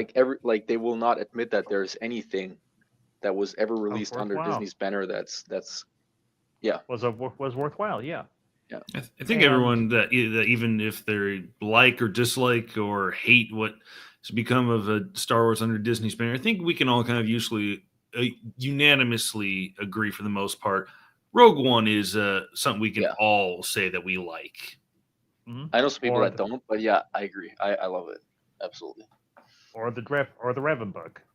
So Maybe we should Well, get back to the book. yeah, I'm I trying don't to like it. get onto topic and everything. So, but Yeah, I know let's stick we're to the trying to topic. give some context here, so it's fine. Yeah. So By the way, hot take real quick before we jump into the Revan book, because you mentioned Ambassador mentioned the Mandalorian and Persian mentioned it as well. I'm actually one of the few. I didn't like Mandalorian season 1 that much. I thought, to me, like, it was cool, but it was, to me, fairly boring. Overrated. Season Good, but Yeah, overrated. exactly. That's a good term. I thought it was overrated. And season 2, I just had lower expectations, and season 2 to me was a little more enjoyable. Season 3, I'm not going to comment, but season 2 to me was kind of cool. But yeah, just well, of wanted to say course, that. the way they ended season 2. I mean, Yeah, let's be honest here. I mean, at least for you and me, Revan. I don't know about you, but when that X-wing showed up, I was kind of like Star Wars theory when he said, "Don't give me hope," and I was like, "Don't you yeah, better not do this to me." And of yeah. course, Oh they yeah, did I it had to all of tears. us.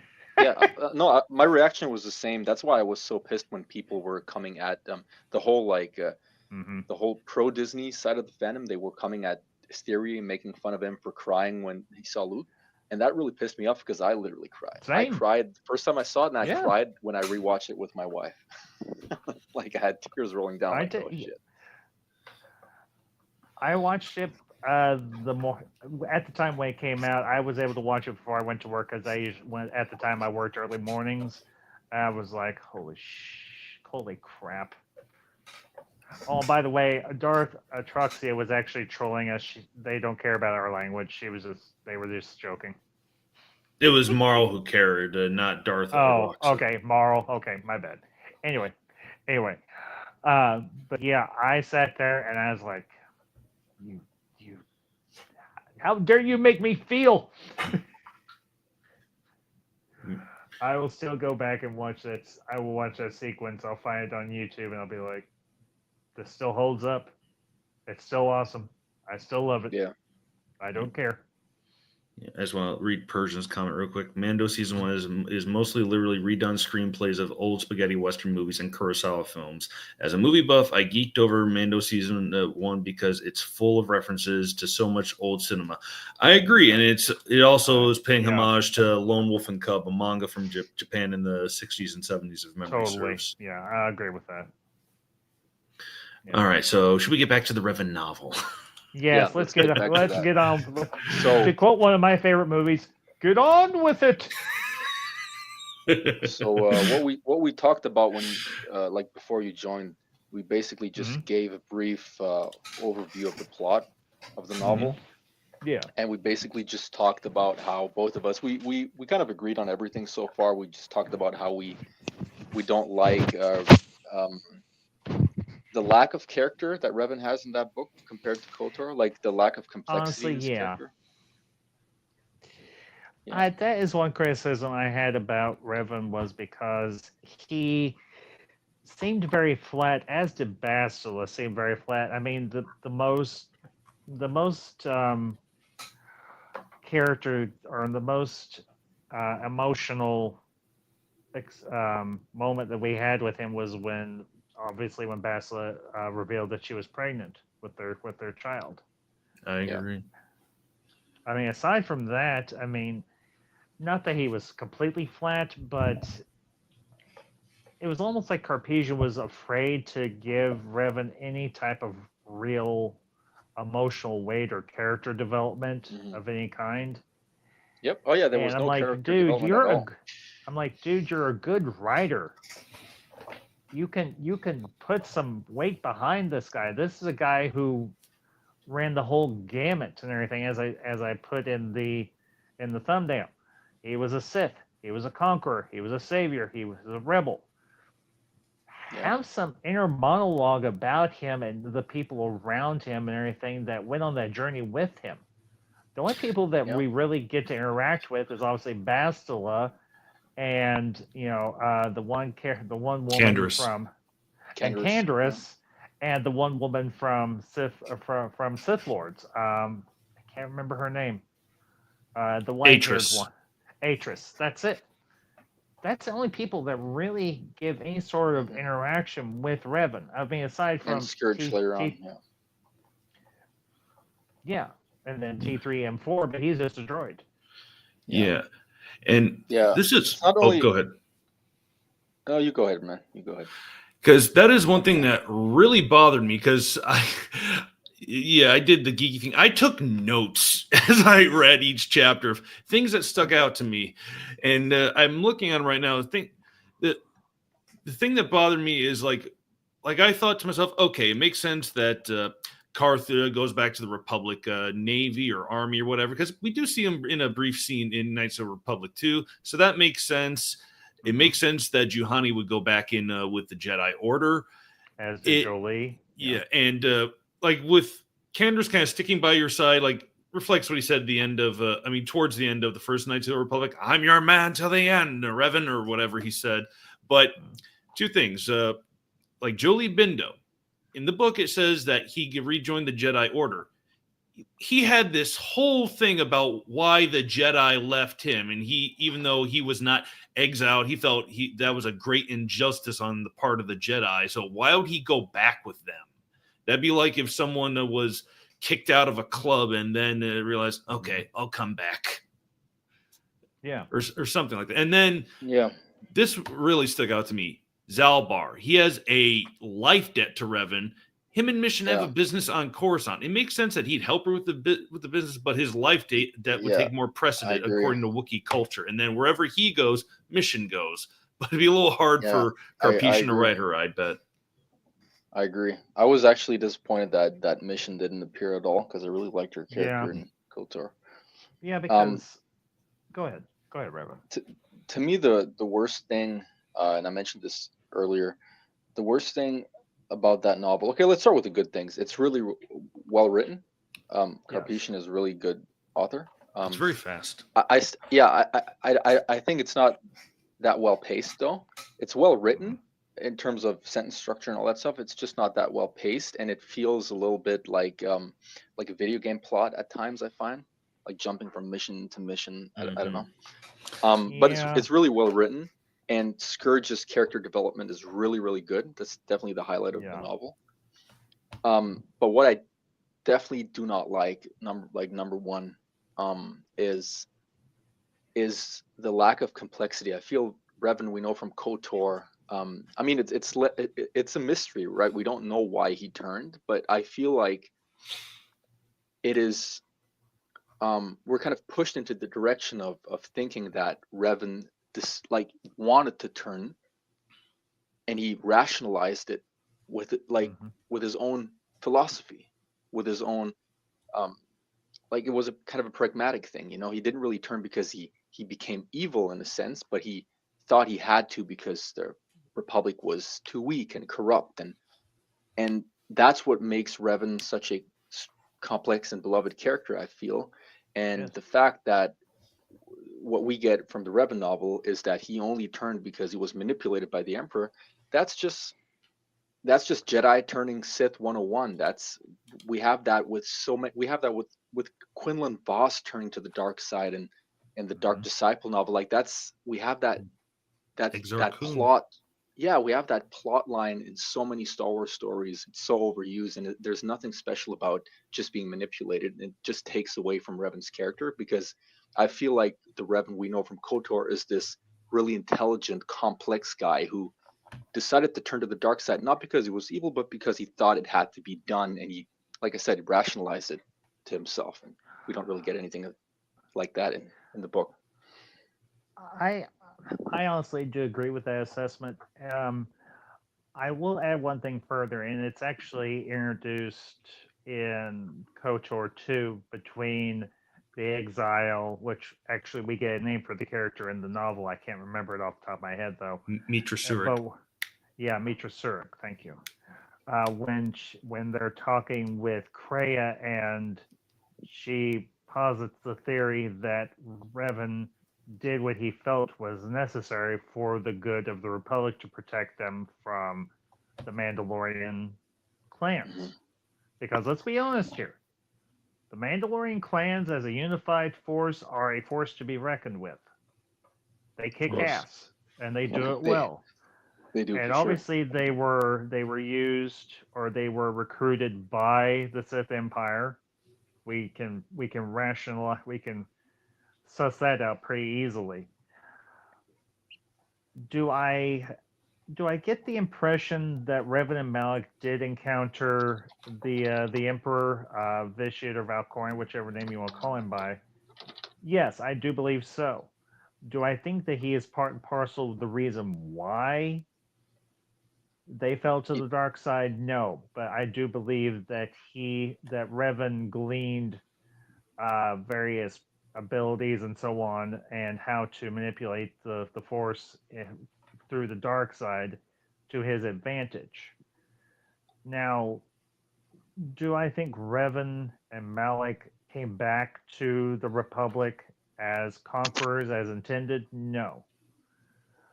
I think Malik did, most definitely, because he was definitely the one that fell. He fell further than Revan did. But Revan was able to come back because of his connections to all the characters that we obviously met throughout KOTOR 1, in particular Bastila. Well, yeah, because of his mind. Yeah, precise. Yeah, precisely. But do I think Revan was also manipulated by the Jedi? Yes, I do. And do I think he's in the wrong for steering clear of the Jedi Order in general or in the Council? No. I Yeah, think he's yeah, completely justified in that action. yeah. And So, like Ace mentioned mhm, at the very beginning of the stream, it's an RPG. We all have our different versions of Revan, of course, right? yeah. But I feel like most people, the vast majority of people, and that's the reason why Revan is so popular as an EU character. The vast majority of people Mhm. understood Revan to be that complex character, not just your everyday Jedi that turns to the Sith because he was manipulated, but a very complex character. And obviously through the RPG, people got really connected to that character, and Mhm. just seeing them give us so little in that novel, I think was just a letdown. It's not that the novel is necessarily bad. It was just kind of a letdown, I think. Agreed. And I think, like you mentioned, how the structure of the book kind of feels much like a game, and this is something I did kind of notice, like how Revan has the reoccurring visions. It's kind of reminded me of how the visions of the star maps that he has just before he lands on each planet for the first time in Knights of the Old Republic. I thought that's a kind of a cool way of reusing that game mechanic, but I just felt like, yeah, something was weird about how it does just jump back and forth. Rarely does a character get two chapters dedicated to them back to back. But one thing I think this is partially because Carpetian was writing games before this book. True. It's Mhm. that when someone is playing a video game, it's an interactive experience, and reading a story is a visual experience when you are processing the given information and you imagine the scene. And Mhm. to try to simplify that, a game can be much more fun with trying to overcome challenges and that feels rewarding. It makes you want to come back for more. And the great story is just a cherry on top of it. But a book, however, you have to have a somewhat interesting plot that engages the people, or have characters that people enjoy, and you wonder what's going to happen next, or that is, and you keep coming back for more so you can get answers. And with both cases, there is some intersectionality with engaging your audience, trying to make them think in some manner, especially like in Knights of the Republic 2 with Krea's conundrums. But these are two Mhm. different types of mediums. So taking the strengths of one, such as video games, and applying it to another, like books, it's a very difficult challenge. I I would definitely agree, and as you both mentioned, Cartesian was writing a lot of stuff for video games and everything before he wrote this. So obviously his mind was still in that framework of writing a storyline and so on for a video game rather than just writing a straight out book. And obviously he was also commissioned to write this book as a fill in for in between. I think it was. Um, Knights of the Old Republic 2 and of course the MMO and everything Mhm. to kind of fill in the gap between those two storylines. And Do I think it was a bit of a detriment to Carpasian's ability as a storyteller? Yeah, but and do I think maybe he could have written a better book if he hadn't been writing nothing but storylines and so on for video games before he wrote this book? Probably. I think we could have gotten a much more fleshed out Revan. I think we could have had maybe a little more interesting story structure or narrative structure in a manner of speaking. But I think that's the weaknesses. Now, I will say this. Scourge starts off as a very interesting character, and as far in as I got into the book, as I said, I didn't have a chance to finish it. His character arc from where I stopped was at a place that I was like, okay, they really are taking the time to develop this character and his connection with Darth Narcissus and the rest of the. I think it's Nyrus. It might be. Yeah. But Carpasian obviously put a lot of time into Scourge. I kind of wish he had put as much time into Revan. So, but that's my take. So. And to also kind of explain my take a little bit, because I'm the only one of us three at least that played the MMO.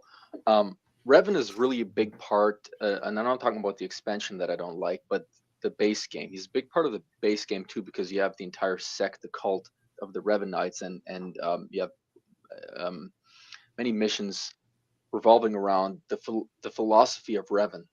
And to me, that's the way I grew up understanding Revan, from KOTOR and from the base game of SWTOR.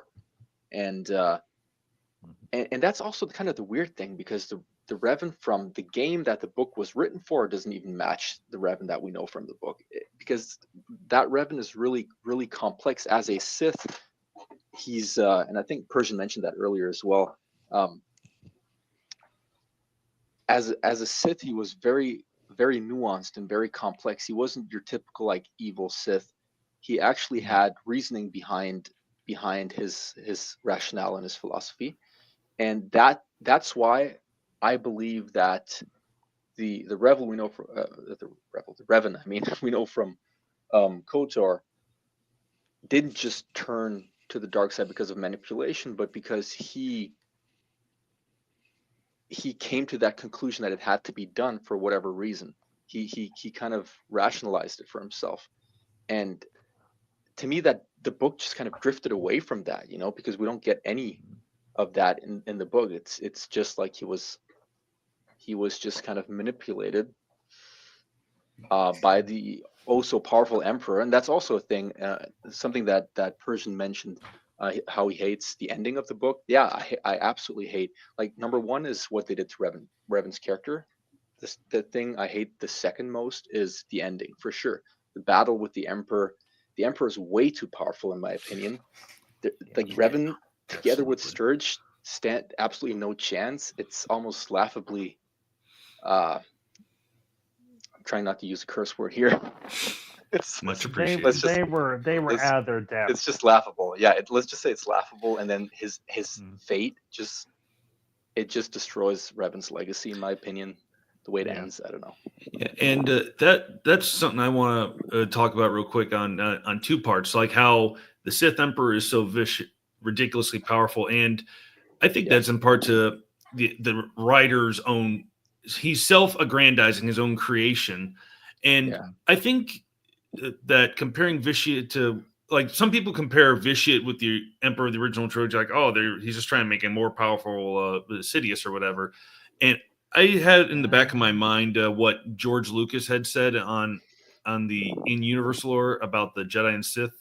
In reference to the original trilogy, they're far weaker than their predecessors, and I think it was from a DVD bonus feature on the Phantom Menace. But in universe, Kreia even says that, like, she says, like, on Corbin, where you're about to go into a Sith Emperor tomb or a Sith Lord tomb. She says, if you are to face an ancient Sith Lord in combat, You would learn that we are as children playing with toys when compared to the prowess of the old masters. And since the Sith Emperor Vitiate is an ancient Sith or a disciple of an ancient Sith, Mark Aragnos, depending on how you look at it, it makes sense why he's so powerful. But I still have the problem with Vitiate as he is, because as he explained, he performed a Sith ritual that absorbed not only all the other Sith lords on the planet, but like all the Sith, all the life on this planet, and he consumed it. Much like Nihilus, he is like Nihilus, a dead spot in the Force.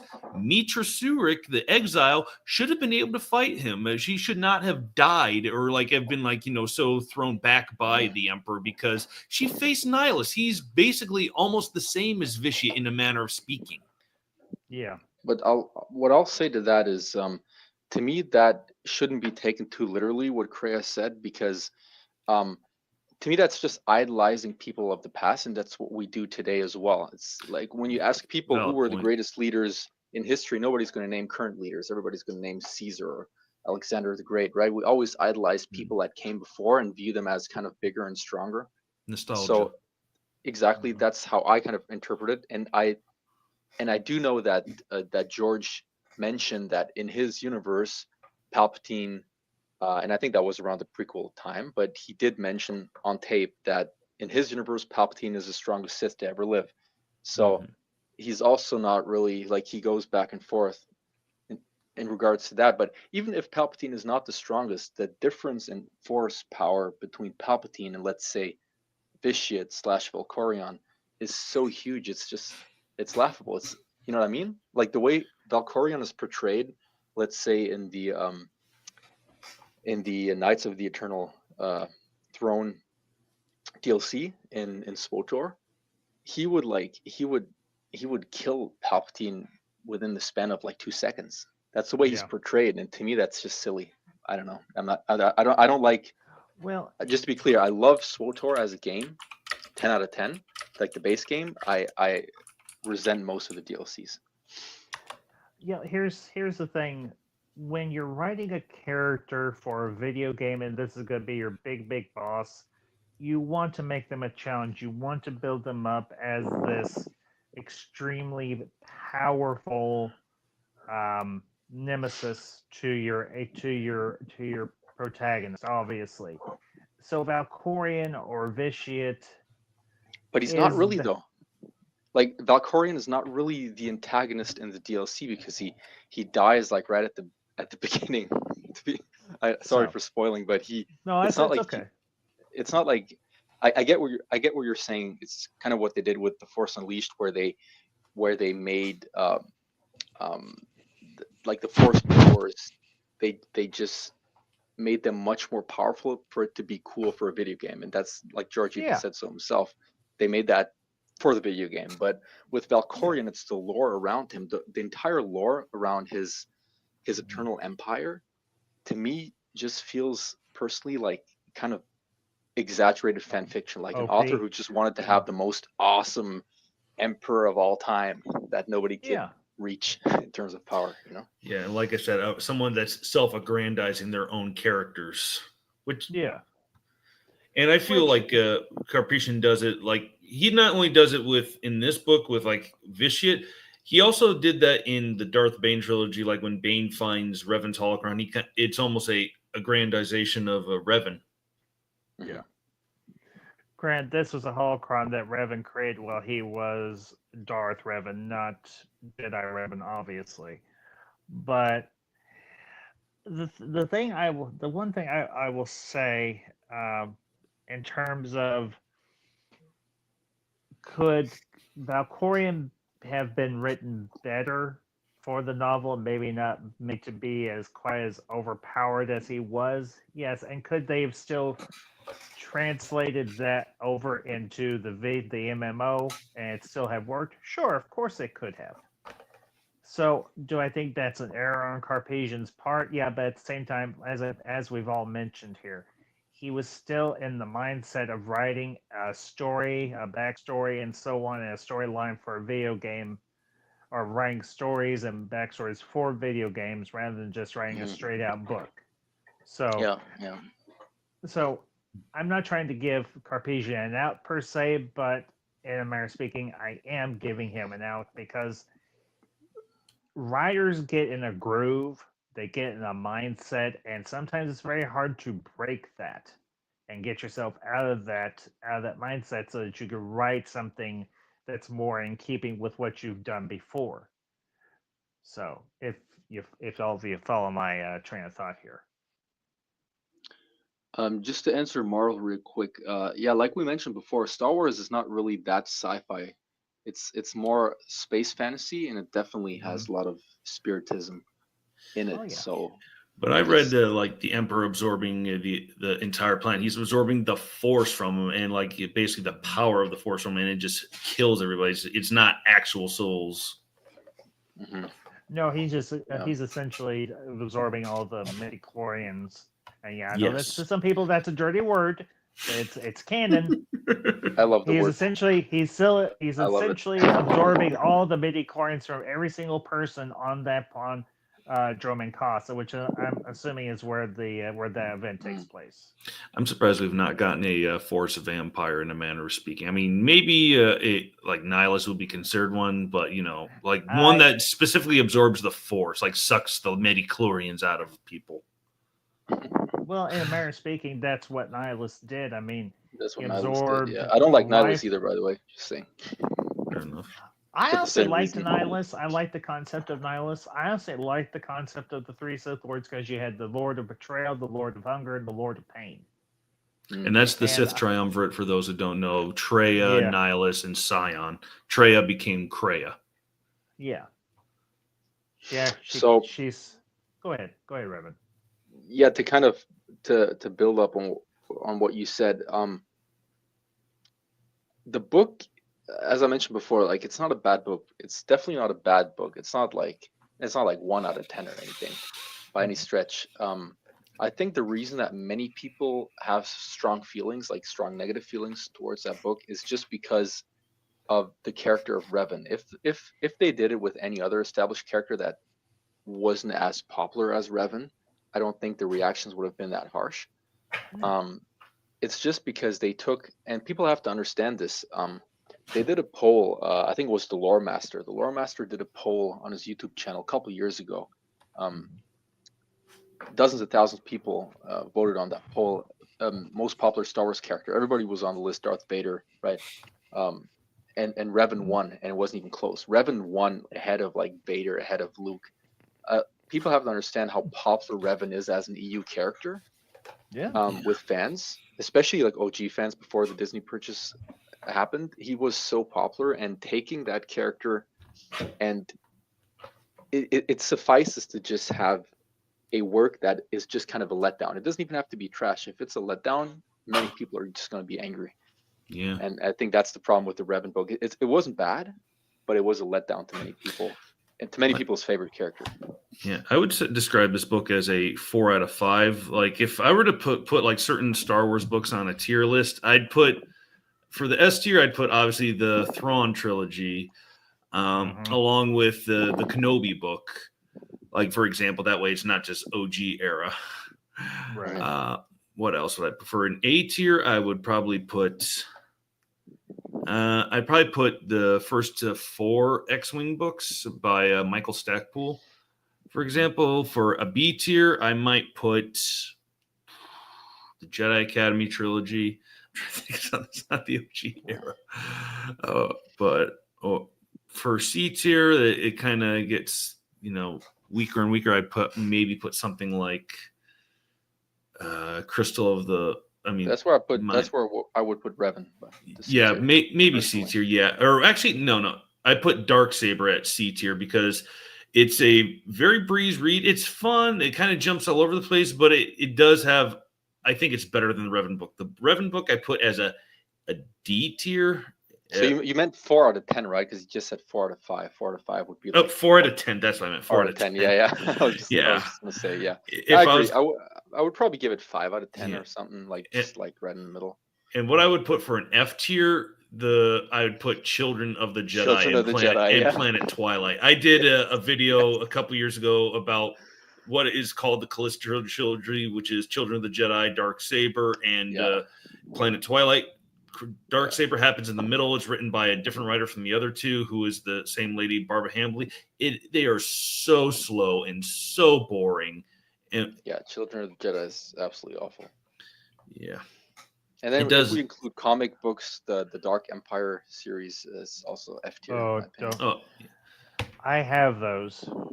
Granted, they're a trade paperback form, but I have both of those. I used to have the individual issues back in the day, but unfortunately, I sold them off. But the only part of that I don't have is Empire's End, and I will eventually get that part because those three books really nailed it. I don't care what people say about the art style. I actually liked the art style for Dark Empire 2, and Empire's End. Very, very was a great story. Here's the thing, and I know this is a sticking point for a lot of people, but here's how I reconcile that sticking point. I consider that EU canon. I don't consider that movie canon. Does the Emperor get destroyed? Does he get killed at the end of Return of the Jedi? Yes, he's dead. He's done. He's gone. And to quote one of the Lego holiday specials, there's no coming back from that. But with Dark Empire and and 2 and so on, that's EU canon, so it's perfectly fine. Now, if you want to link those two up with the film canon, you absolutely can. Me, I kind of keep it separate, so it doesn't. Too, because I keep it separate too because because to me personally, having the Emperor return or even having the Sith return, and look, I love the Star Wars Legacy comics. Ooh, that's a good one too. I love them, but they're not canon to me, and that's kind of the thing. I can have things that I don't consider head canon and still absolutely love them, right? Yeah. Because to me personally, and that's just my understanding from like quotes I've read by George and stuff. Like the Chosen One prophecy, it took first of all, the prophecy is super old. It took decades to fully implement. Just for the Sith to return like 10 years later, 20 years, you know what I mean? Like it doesn't make sense to me. To me, the Chosen One prophecy and kind of the point of the saga, the fall and redemption of rise, fall, and redemption of Vader just makes sense if Palpatine stays dead and if the Sith don't return.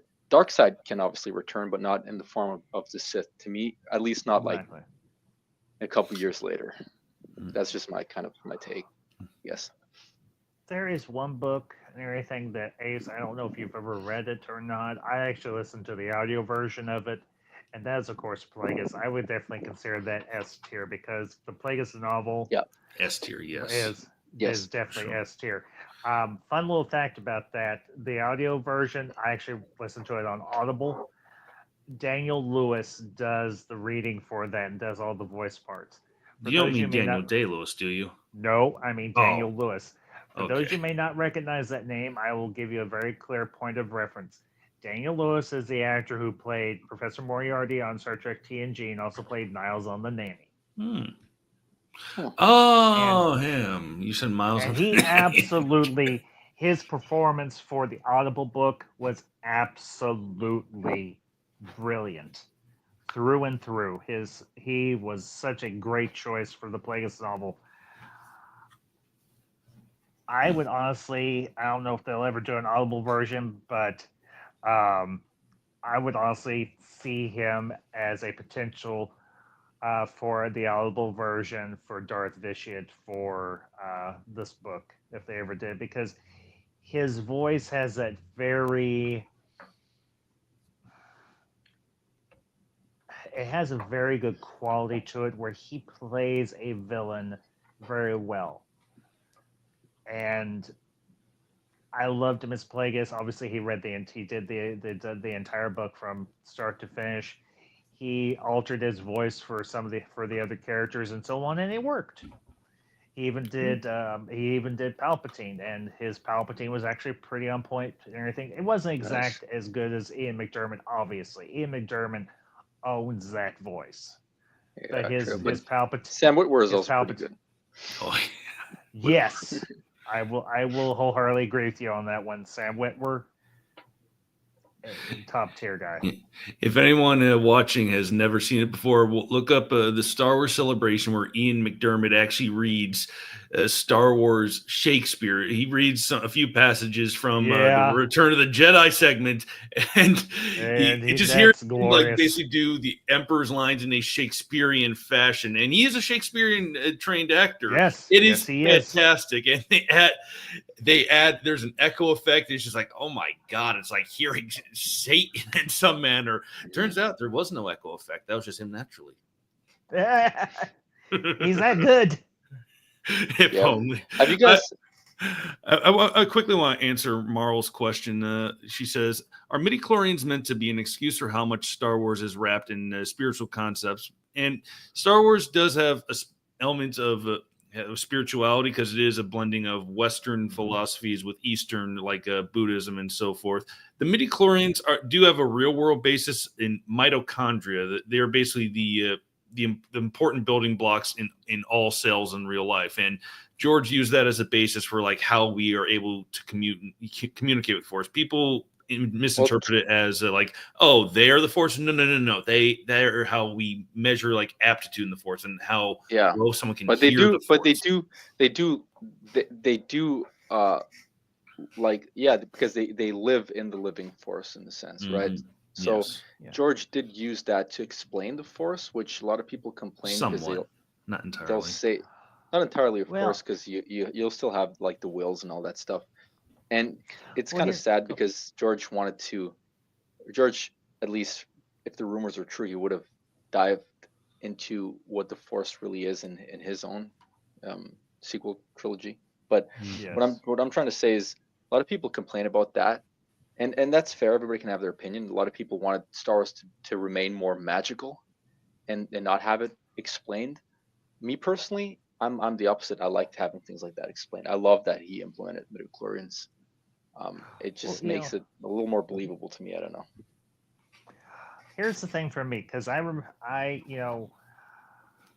said before, I'm old enough to remember seeing the original trilogy, at least one part of it in theaters, and then going to see the prequels in theater all the way through.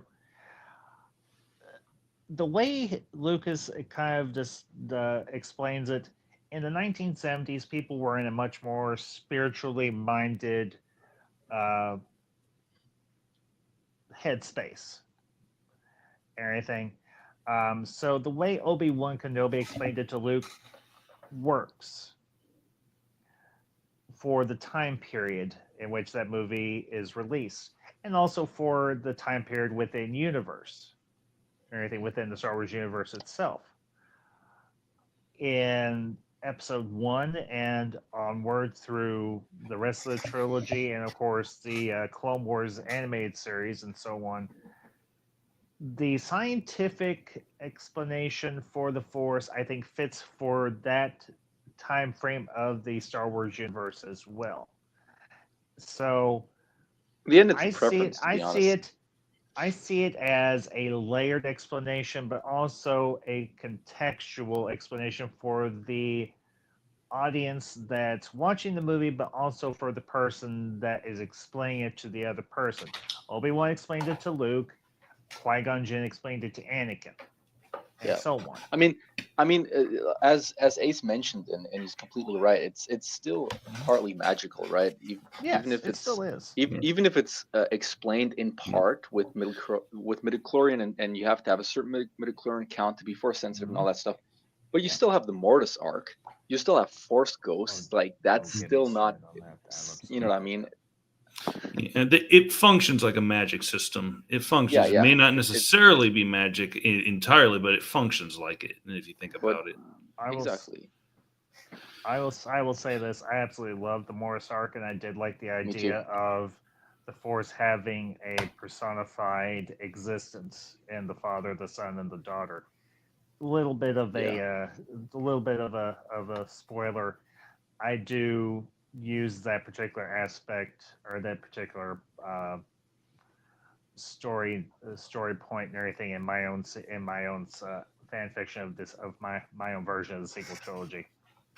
So, me and Ace actually had a really in-depth talk about that that whole arc. I think it was earlier this year, right? Because it's really interesting actually. Because when you hear George explain balance of the Force, he explains it as not really being balanced in the sense of 50% dark, 50% light. It's more that the light side itself is balance and the dark side is imbalance.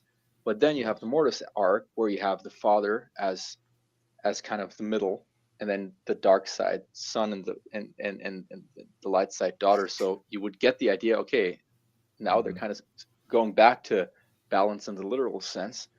But then if you actually look at it through the lens of the way George explained it, you'll see that the father is actually like the daughter. The father and the daughter are extremely similar, whereas the son is the one that solely takes everything out of balance. I don't know. I just feel it aligns very well with the way George explained it. And to this day, many people in the Star Wars fandom don't understand it right. You still have a lot of people that will claim that it's like 50-50 and Anakin had to kill all the Jedi and the younglings to achieve balance. And I was like, what? No. Well, and mentioning the Mortis arc with the father, the daughter, and the son, I think they also kind of represent. I can't remember if it was Freud or Jung who had said this, but they kind of represent the idea of the ego, the id, and the super ego. Like the son is obviously the id, the daughter is the super ego, and the father is the ego. Like basically some area that balances it all out. Like at least from a psychological aspect, he can see both sides. Like kind of like his children, like the good and the bad, like the yin and the yang. That's kind of essentially what the concept of the id, ego, super ego is. Well, and if you look at the emblem that's there in the temple on Mortis or anything, where the father tests Anakin, where the son's holding Ahsoka and the daughter's holding Kenobi, that entire symbol does mirror the yin and the yang, but it also mirrors the two symbols that the ancient Jedi, way back of the Star Wars universe, represented the light side and the dark side, Ashla and Bogan. Ashla, of course, being the light side, Bogan being the dark side. But when you combine the two symbols together, it's a symbol for the Force imbalance or unified, if you prefer. Because the ancient Jedi, which I think Revan is a very good representation of what an ancient Jedi might have been like, used all aspects of the Force, not just stuck to one side or the other. Something that I often looked at and everything, and I did consider to be in a manner of speaking, a true statement, was what Palpatine said to Anakin in Revenge of the Sith. To understand the great mystery, you must explore all aspects of the Force, not just the narrow dogmatic ways of the Jedi. Palpatine's right. But at the same time, he might be the bad guy, but he's right. I don't necessarily agree with that, because I know that's the way it's portrayed, especially in like expanded universe lore, and that's kind of my gripe with it though, because I'm one who I always take like George Lucas's word first and try to fit what I try to make everything fit to what he says, if that makes sense. You know what I mean? So and the way he explains it, every time he talks about balance with the Force, he always clearly says like there is no one side and the other, and balance is in the middle. Light side is balance and dark side is imbalance. So to me, like, or I heard him once even describe it as light side. The light side of the Force is just the will of the Force itself. The Force itself is light, but once you corrupt the Force, that's the dark side. It's Force corruption. So that to me doesn't really fit with the image of having both combined and you have to study both sides kind of thing, because the dark side isn't really studying the Force, it's corrupting it. That's at least the way I understand when George kind of explains it. I don't know. I agree, because Palpatine would go ahead. Well, here's the thing. Do I agree with your assessment, Revan? Yes, I do, absolutely. But here's the thing you have to remember. Lucas wrote all the dialogue, obviously. So anything that his character says came from Lucas himself. Now, do I say that your assessment is inaccurate? No, by no means do I think it's inaccurate. I think there is some accuracy to it. But just from my own viewpoint, there may be people who agree with me. There may be people, yourself, that disagree, and that's all fair. Yeah, for But sure. yeah, there is no, in a manner of speaking, no right answer here. Because balance is within the perception of the person that perceives the balance itself.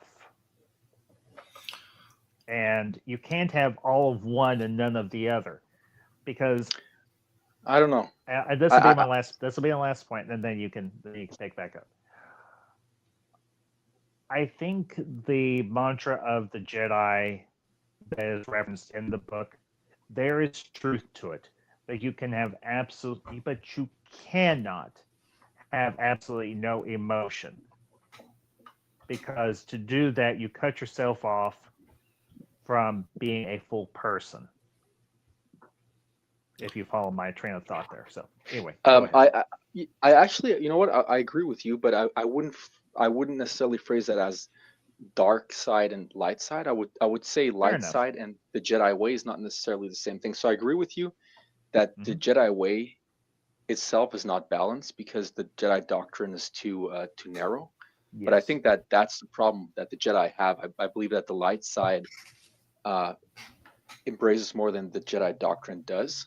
But I do stand by what I said. I don't think that the dark side is part of that balance. So I do believe that the dark side is force corruption itself.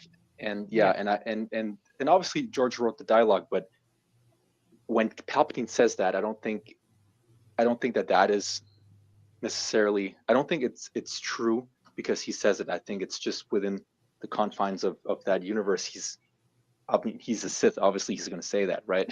He's not going to be there and be like, well, yeah, dark side is really not that cool. Yeah, he's still trying to manipulate Anakin to come to his side, because earlier in the movie he said good is a point of view, Anakin. So, the Sith and the Jedi are similar in almost every way. He's trying to get Anakin to come over. So saying and see all its aspects, it's just another tool of manipulation. There's no truth to it. Exactly. That's what I was trying to say. You phrase it much better than I would have. Like when he says that, I think he's saying that to manipulate Anakin, not to. I don't think that's actually a factual statement within Star Wars lore, though. Fair enough.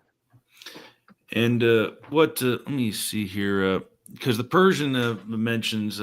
I'm going to bring up his comment. The purpose of the Jedi's obsession with ignoring emotion is because they realize the Force is too powerful. It's like a self-imposed muzzle. It's not that it's moral per se. It's that they are civilized. And I get it, because like when you listen to that, the mantra, their code, when there is no emotion, there is peace. It's not saying there is no emotion. It's not them saying that there's no such thing as emotions.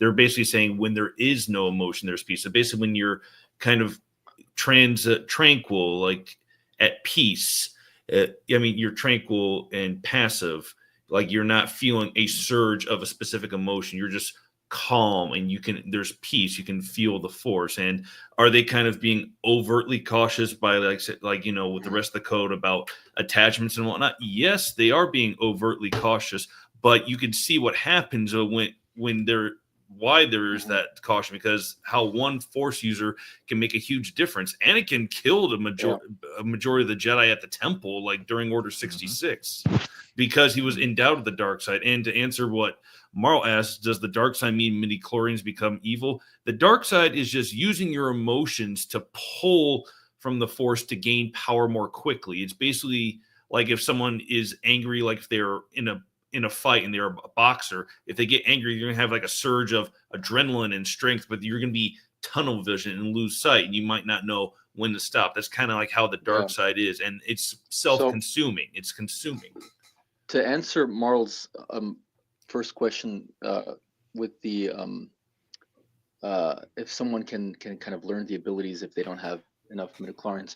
So in actual lore, and I'm going to call it actual lore, like pre-Disney lore, no. Like in pre-Disney lore, since midichlorians were established, midichlorians are kind of a synonym to force sensitivity. If you have a high enough midichlorian count, you're considered force sensitive, and you can't automatically use the force. You still have to learn to do that, but you are able to learn. And if your midichlorian count is too low and you're not force sensitive, you can't. Now in Disney canon, they absolutely changed that, and everybody can learn to use the force, even if you have extremely low, like everybody. Like kind of takes away from how special it is to be able to use the force. But according to new canon, official Disney canon now, you can learn to use the force even if your midichlorian count is really low, apparently. Which I don't care for. I don't care for either. I think it's dumb. But I also wanted to add something else. Sorry. No, go ahead, Revan. That's okay. The midichlorians midichlorians they're not really evil or good, but midichlorians or the force itself guides you. Like we have this idea, and it's not really explained in detail in Star Wars, but we have like the will of the force, right? And Jedi, at least the way it should be, they are guided by the force, whereas Sith manipulate the force to gain power to reach what they want to reach. They don't let themselves be guided by the force. They use the force for their own purposes, and I think that's kind of the major difference. So when they use the force to, let's say, like kill people and create their evil Sith empire, I don't think you would say that the midichlorians are evil, but the midichlorians are being manipulated to do evil stuff. That makes sense. That's the way I would probably phrase it. And to answer about midichlorians, like basically, like how I kind of always thought about it is like someone doesn't just automatically, like everyone has midichlorians in them, but it's not enough to necessarily fuel the force, because kind of like what Bastila said in the first Knights of the Old Republic, how in a way everyone has a connection to the force, but some have like such a low amount they can't even feel or even understand that there's a connection. So if, let's say, a couple people, come together and they have a child, and they're both, like say, low midichlorian. If they have a child, that child might be mid midichlorian. And then if that child has another, grows up and has children of their own, maybe that child will have high midichlorian and they'll have an affinity for the force, unlike the previous generations.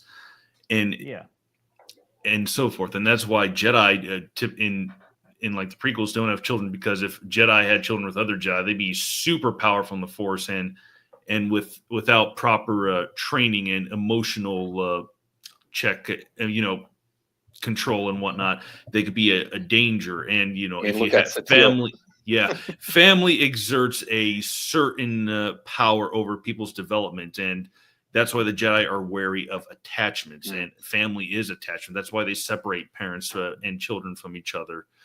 And partially disagree, Kate. Persian, it wasn't just that Anakin was able to build robots and be a ship mechanic. It was because of his agility as a pilot, but also his big tip off, like he sensed the force was strong with him, and because how else could a human, the only human that can race a pod racer, have survived for so long? They'd have to be strong in the force. And he finds out, wait, this kid didn't have a father, and he thinks about the prophecy of the chosen one, which was conceived by the midichlorians. And thinking about like how the force works, like how the force is, life, and and like how Revan X said the Sith use it for the force of their own self-ends. It's kind of like that Western aspect of spirituality. Like George has even said that the force was kind of a metaphor, I think is what he said, for God and sort of thing. So living in basically following the will of the force, it would be living in harmony with what God has planned, whereas the dark side would be, the devil and temptation and so forth. Yeah. It's kind of like I said, it's not really explored in depth, and it's kind of sad because rumors say that George's sequels would have explored it, but there is a will of the force. The force has a will somehow, and the Jedi, at least the way they should be, that's the way Qui-Gon was. That's why Qui-Gon to me is the truest Jedi of the prequel era. Jedi should be guided by the Force, and the entire philosophy of the Sith is to not be guided. It's to use the Force for their own good, and it's not even necessarily evil. Like the Sith that we know in the movie, like movie canon, they're obviously evil, right? But if you look at the Old Republic, many of the Sith were not even necessarily evil. They were just selfish. A lot of like, obviously the Emperor was evil, right? But many, I mean, there were thousands of Sith back in those days, and many of them were. There were actually some pretty decent ones too. They just have a different philosophy. They just think that you Yeah, there should was be actually allowed to use the Force to for your own good, really. yeah, there was like 2 or 3 Sith Lords that were actually decent people and everything. Yeah, they were still aligned to the dark side and the ways of the Sith and so on. But they used their powers and their abilities to not murder or kill or destroy, but to better themselves. And here's the interesting thing. And I actually like this concept. The character of Darth Malgus from the MMO. I think we're all familiar with him. That Twi'lek was with him in that first cinematic Darrow. trailer. Yeah. Was actually his wife. Mhm. Malgus had a wife. Yep. Now, ultimately, he did end up killing her because he realized that Mhm. she was a weakness. But he was aggrieved to do it, but he realized that he had to do it to protect himself. And Mhm. Yeah. I think that was it's I think that was a great idea and everything. One other thing I did want to mention, I don't know if either one of you remember this. There was a Star Wars card game, I think it was like in the mid to late 90s. And some of the characters on their cards or anything, it did say Force Affinity. One of those characters was actually Will Huff Tarkin, Grand Moff Tarkin. And I always got the idea, okay, he was attuned or he had an affinity for the Force, but he obviously could not use it. When he gives that look in A New Hope, when one of the officers says, "There is a danger here. Do you want to have your shuttle ready?" Or it's another scene. It's almost like he's sensing that maybe something is off with this assault by the rebels. That it might succeed, but he's second guessing himself. I might be reading more into it than there is actually there, but the idea of everybody having like an affinity or attunement to the Force was not necessarily a new idea that was posited by the much later on. So I'd have to rewatch that scene. I never let me add thought to of it that. way. I'm not saying that it was, because you're absolutely right. Like everybody has midichlorians in them, right? Everybody has a certain count. Everybody, like the Force lives in everyone for sure. And people that are not Force sensitive enough to be like a Jedi, right? You still have you still have some people that are still close to that sensitivity, and some people that are further away. So that's definitely not a new idea. The difference is just in Disney canon that there's no threshold anymore. It doesn't matter how low your count, you could still technically become a Jedi. I think that's kind of a silly thing, in my opinion. But another thing I wanted to mention real quick. It's funny that you mentioned Malgus, because when you guys were talking about your favorite books, the classics, Plagueis, Darth Bane and stuff, obviously. I love a couple of the new ones too, Lost Stars, Dark Disciple. But one of my favorite books is another tie-in Star Wars: The Old Republic novel. It's Deceived, and that's the novel where that happens, where Darth Malgus kills his wife, Helena Daru. Okay. And that to me is like highly recommended. It's much better novel than Revan, in my opinion. Okay. It's really good, and it really shows the struggle. Like Malgus was not a good person, don't get me wrong, but it still shows that he had feelings, for sure. He had feelings, and his strong feelings for his wife is the reason why he killed his wife. And after killing his wife, he felt remorse, but he still didn't regret it though. It's really weird. It's well written though. Like his like the turmoil within him, Yeah. I mean, here's the thing. Obviously, Malgus realized that having any type of attachment was a vulnerability, and it would put his wife in danger as well. So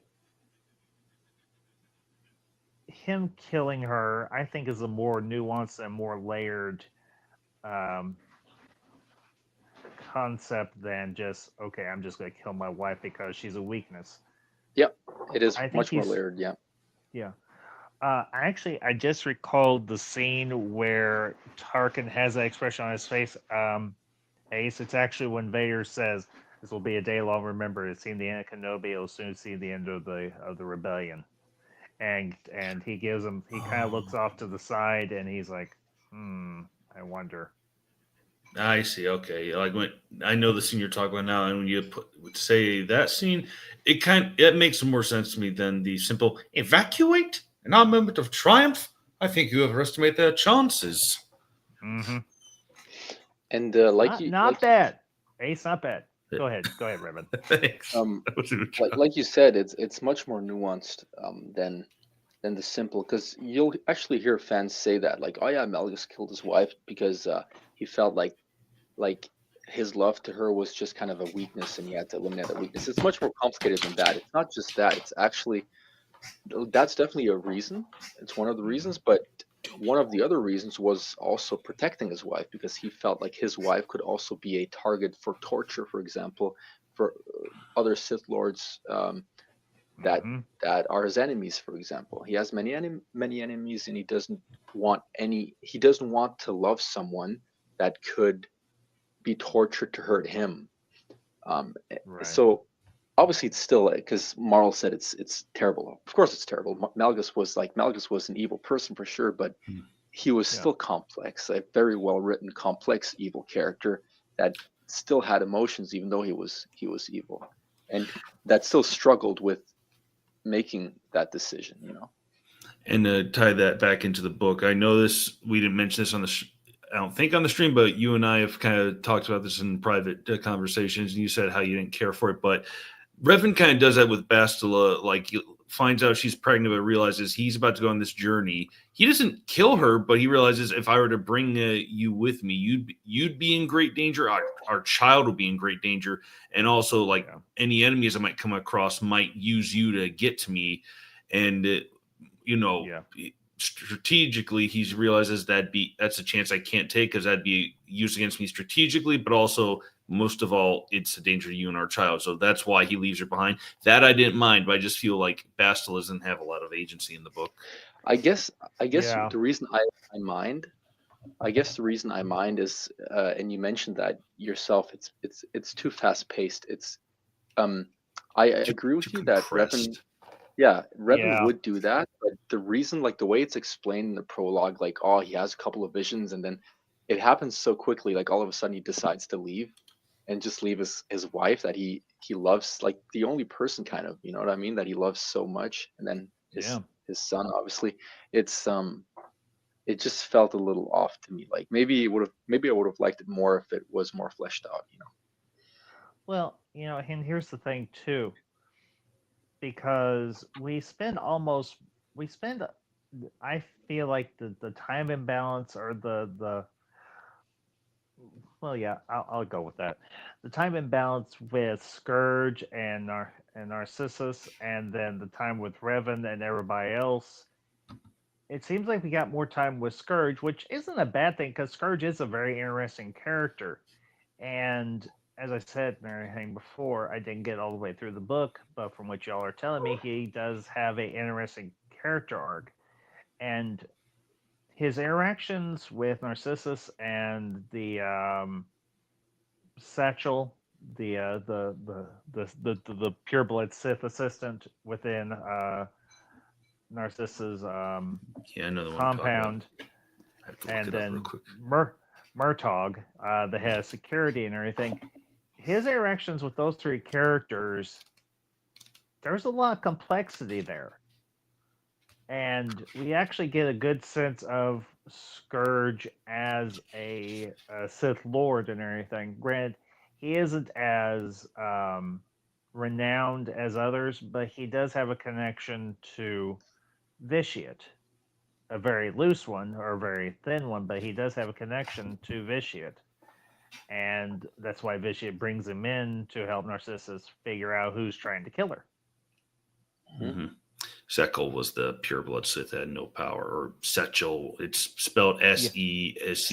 yeah. So Sechel or Sekel, depending on Right. pronunciation. And That's Babaconda, I didn't say hi to you earlier. Hi, and agreed. It's a bad thing when the novel is called Revan. And I assume he means, and he's not really a great character, and we follow like in his own book, and we follow Scourge more, who's much more interesting. So agree. One It's thing almost that like- Go ahead. one thing that I liked about the book, and that's all part of the whole Scourge arc. It's as someone who loves the game Star Wars: The Old Republic, and I played the game before reading the novel, obviously. Being on Dromund Kaas, I mean, I love Dromund Kaas. It's such an awesome planet, and the whole dynamic between the pureblood Sith and how they feel about Sith that aren't pureblood, and it's just so reminiscent of what I know from the game. That's just something. I mean, it's nostalgia, of course, on my part, but that's just something I really liked. I like when I was reading the Scourge chapters, it just felt like I was in the game almost, And I think that was also something not just from the Old Republic, but the old, the ancient Sith of during the time of Naga Sadow and Marka Ragnos, like Sith And purebloods and Ludocresh. hybrids. Yeah, Ludo Yeah, Kresh, thank you. Yeah, but Marka Ragnos plays a big part in the SWTOR game as well. Oh yeah. Well, yeah, You he's guys the should one play. that- You guys would love that game. Oh, I So have rich absolutely in no lore. doubt. I actually have. I used to have all of them, but I have a couple of the trade paperbacks of the Great Sith War and the Golden Age of the Sith and so on, dealing with the Great Sith War, dealing with Exar Kun and Ulic Qel-Droma, who actually plays a part in the Star Wars Clone Wars video game for the X, which was a Xbox exclusive. Yep, that's right. Another great one. Yeah, but here's the thing, and this is a joke I was going to make. Revan being the title of the book is almost similar to the book of Boba Fett, because part of the time Boba Fett isn't even part of his own damn story. And the better parts are when it's not even focusing on him. Yeah, Sadly, yeah. unfortunately, which kind of stinks. Because I was really looking forward to that show, and I did for the most part enjoy it, but it was still kind of a letdown. I didn't But that's like the episodes that weren't just Mandalorian 2.0. Like the ones that actually focused on Boba Fett, I didn't like them at all. I really did not like them at all. But I liked the episodes that focused on Din Djarin, though. I thought they were pretty good. And it's really surprising considering that Robert Rodriguez worked on the show. And man. for anyone in the audience curious, Book of Boba Fett is when I walked away from the shows, because I've never been a huge Boba Fett fan. Like the fanboys that put him on such a high pedestal because of Empire Strikes Back annoy me. And so I always thought he was a bit of an overrated character. So when I saw the show, I thought, this sucks. And I walked away and said, no, I'm done with the shows as well. The only Especially the episodes that were actually directed by Robert Rodriguez were the worst ones, in my opinion. Here's the thing. I like Robert Rodriguez as a storyteller. I like him as a director and a writer. I have a few of his movies. I've liked it when him and Quentin Tarantino have collaborated and so on. which we've talked Do about. Do I think he's perfect? No. But is he a damn good writer and director? Yes. I think he's good for certain types of movies. I loved Yes. him. I loved Alita: Battle Angel, for example. I thought, I still but have then not again, seen that, but I've but heard then lots of again, good things about it. then again, he said in interviews that he adapted his style to match James Cameron's style more. Mhm. That's why it kind of, I would say, feels more like a James Cameron movie for sure. But still, it was still his work as well. And I would just say that it's not about being a good director or not, but not everybody's meant to direct all types of movies. And I just think he wasn't meant to do Star Wars. Yeah. I think he's a director. Oh, sorry. Go ahead, Ambassador. The one thing I was going to say, the one episode of Mandalorian season 2 where they bring Boba Fett back in fully. That episode is one that Rodriguez directed, and honestly, I thought that episode was actually really well done, especially the part where Boba's going ape on all those stormtroopers. I won't lie, that whole sequence where Boba and he gets his armor and so on, and he just starts ripping through all the stormtroopers, and then he takes out the 2 transports, and he looks right at the camera, and he's like, "Yeah, I did that. I just loved it. I did." Oh yeah. That particular episode, I think Rodriguez did a good job. But in terms of the Book of Boba Fett overall, maybe have him as the writer, but maybe not so much as a director. But that's just me. So anyway, go ahead. I agree with you actually with the Mandalorian episode, and I have to admit I didn't know that he directed that Mandalorian episode. Yeah. I had absolutely no clue. But I loved Boba, and that's why I was hyped for the Book of Boba Fett, because Oh yeah. I loved Boba Fett in the Mandalorian. I really liked him in the Mandalorian, Same. and I was kind of pissed at the people complaining about him, like, oh my god, he like gained weight and shit. I was like, come on, man, what the hell? Because to me, he was much cooler in the Mandalorian than he was in the actual original trilogy. Because I agree with Ace. He was overrated in the original trilogy. He had like, what did he do? He appeared in like one movie for like a couple of minutes, and then he appeared at the beginning of another movie for a couple more minutes. And Jar Jar got more done than Boba Fett. There, So I said it. I thought he was really cool in Mandalorian. I thought he was really, really Oh cool. yeah. I And agree. and same with what's her name? The Ming Finnan. No, Fennec Shand, when Ming-Na Shan, yeah, Wen's yeah. character, Fennec Shand. Yeah. Yeah, I loved that character. I really did. I liked her too. I was so hyped, and then the series was a big letdown for me. I don't know. Yeah, I think they kind of rushed production with that show, and I think they should have given it more time. I know they were probably under a time frame because, well, they had that post credit scene at the end of season 2 of The Mandalorian. If they had to release that in December of 22 instead of December of 21, I would have been okay with the wait, because that scene, I actually have the Funko Pop of Boba and Fennec sitting on the throne. And that whole sequence where they come into Jabba's palace and he takes out Bib Fortuna, I'm like, damn, Bib Fortuna got fat. He got a big old fat ass now. Yeah. And to point out what I was trying to make earlier, but Sorry. I think no, it's fine. Robert Rodriguez, he's one of those filmmakers. There's a lot. They work better with their own original ideas, and even if they don't have a high budget, so they're better with their original ideas than working on someone else's intellectual property. And that's the case with a lot of things, because like Marvel asks, like, is Star Wars ever going to end? It's like asking, is DC going to ever end? Is Marvel ever going to end? Because they've been going on for decades, not anytime soon until the world ends. But Rodriguez, I think it's not just because like it wasn't his own original ideas, but also because he had to listen to the powers that be at Disney, these corporate overlords that think like, oh, we have a great idea for this show and we're the producer, so we have power over you, so you have no choice but to implement our idea because we write the checks. Mm-hmm. That's why there's so many bad ideas. Like you guys ever and I'm not sure if everyone in the audience has, but I think a lot of us have seen RoboCop 1 and 2, and in the second movie when there's that board that has all these ideas of like, oh, well, we're kind of reprogramming RoboCop, why don't we have him do this? And it's just this basically ideas by committee, like, and just out of touch, like, oh, anti-littering, friendly with children, and RoboCop is just like unable to function, and he's just an idiot, and then he has to basically electrocute himself to get all that junk out of his system. And that's what it is with the movies like Star Wars or Marvel now. They have all these producers who think they have a good idea that know nothing about storytelling or making media other than like the financial side, and they want to throw in their 2 cents, and they got you by the balls because, like I said, they write the check, so you have no choice but to do it. That's why there's so much crap coming through the filter.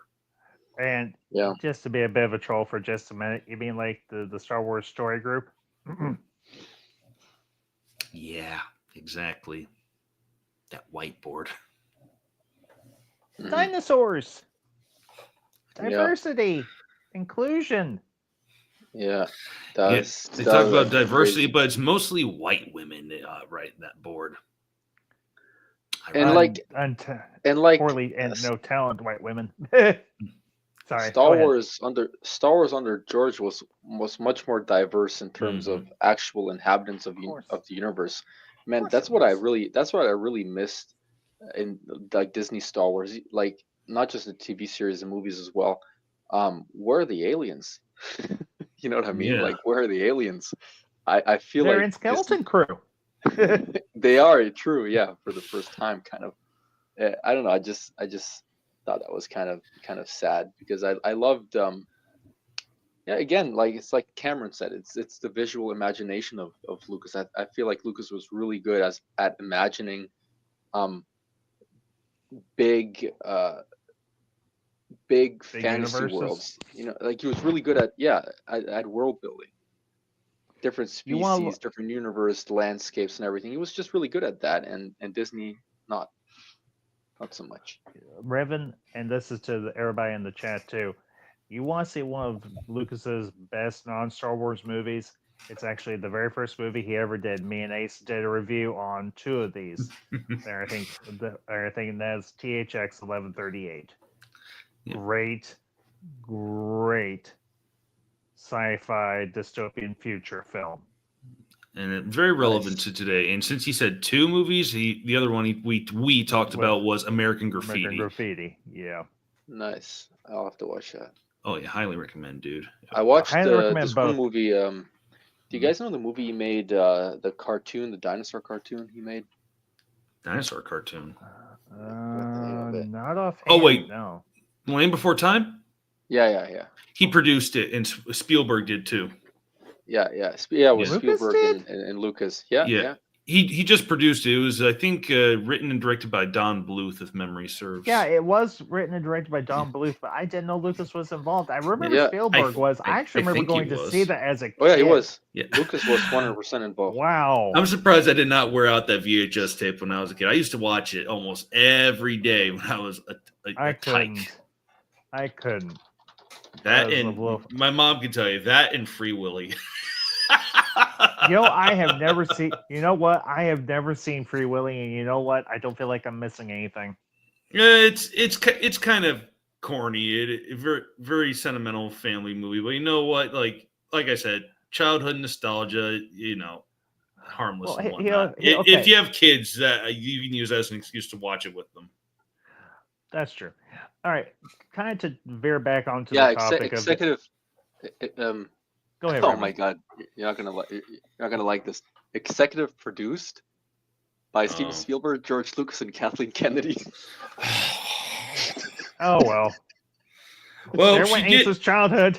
There Yeah, went well, Ace's childhood. well, if that's the case, I have to ruin some other people's childhood. She also produced Back to the Future. I know, Oh, and that's shit. okay I didn't know because that. Robert Zemeckis wrote and directed it. Yeah, she did produce some Oh, good stuff, damn. but I don't think any of the good stuff she produced was because of her. Because what does a producer really do? Just bring the money, make sure everything gets to Well, an production on executive- time, mostly. Yeah, but an executive producer is pretty important, I would say. Oh yeah, executive producer, not Yeah, just but a it says- producer, though. I know, but it says The Land Before Time. It says she was an executive producer, apparently. Oh, I see what you're saying. Well, it's still a good movie, so who cares? It is. Let me- Maybe she let just me- lost her mind after Milk Money. Let me ask you fellas this, kind of veer back onto the topic of Revan. Yes. If now, let's say we were going to do a fan film of KOTOR. Who would you want to be for the cast? And here is one condition: you cannot pick Keanu Reeves to play Revan. Oh, thank God you said that. Yeah. So, Actually, it's really would you important that you want? say that. Who would you want to cast as Revan and Bastila and Karth and the rest of the crew and Malik? Who would be your Almost- crew? Let me just say first that I'm happy you said that we can't pick Keanu because Keanu, like today, is way too old. He couldn't play Revan. Yeah, like we would that's have true. to change his age. But young Keanu, obviously. But yeah, Actually, Go ahead, Ace. I can have to I think about toss? that. Yeah, you can. Can you I can start. toss out a recommendation for Revan because he's Mhm. young enough to do it? Go ahead. You bet. Adam Driver. Adam Driver. Kylo Ren. Nah. I think it would work. I think it would work. It could have. It Give him could a- have worked. It could have worked Give him- if he give did play him- Kylo Ren first. No, I can't. To me, his face is connected to the sequel trilogy. And I can't I don't unsee care. it anymore. I And he's think he would make a good Revan.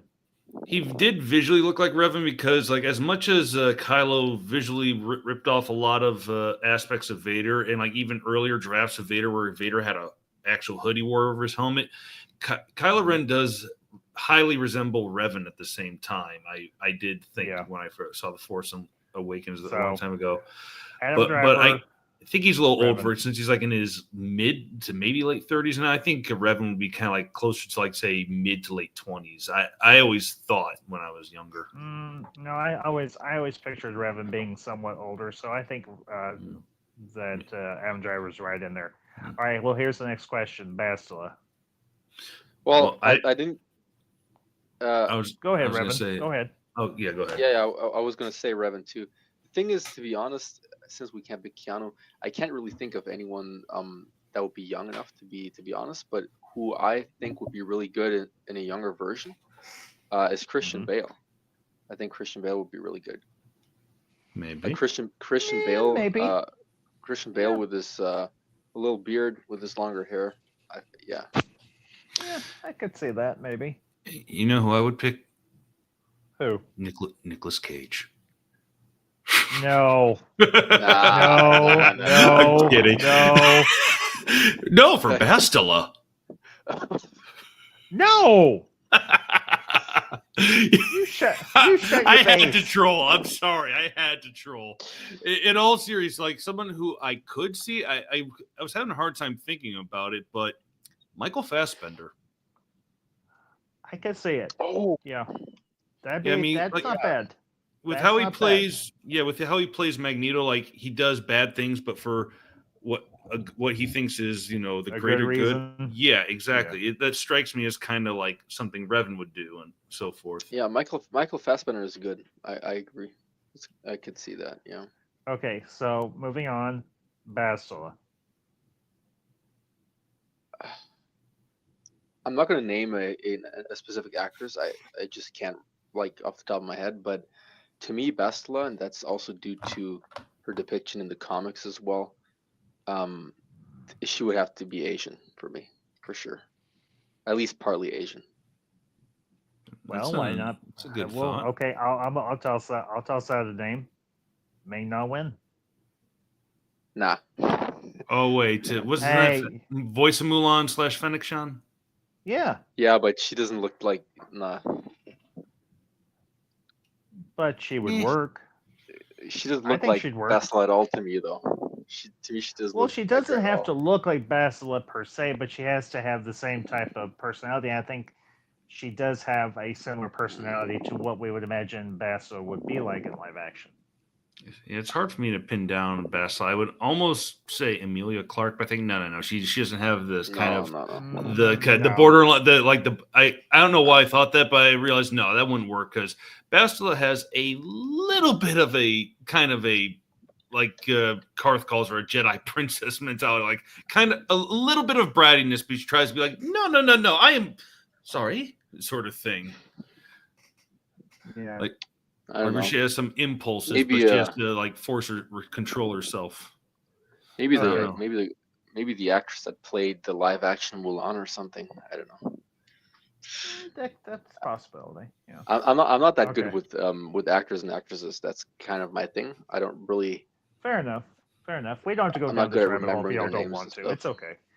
No, Well, I'm just saying, okay, like, well, because I've seen that argument. Like, I've seen people argue on X about like her ethnicity. Obviously, Satil Shan is obviously Asian, but like yeah. Bastila, a lot of people said, well, no, she looks white to me. But to be honest, when I look at the game cover and especially the comic books depictions of her, she looks extremely Asian to me.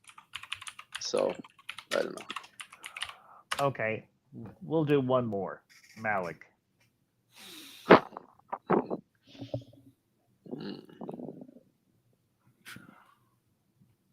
It's a very good one. That question there. I know who maybe. What's his name again? Let me see.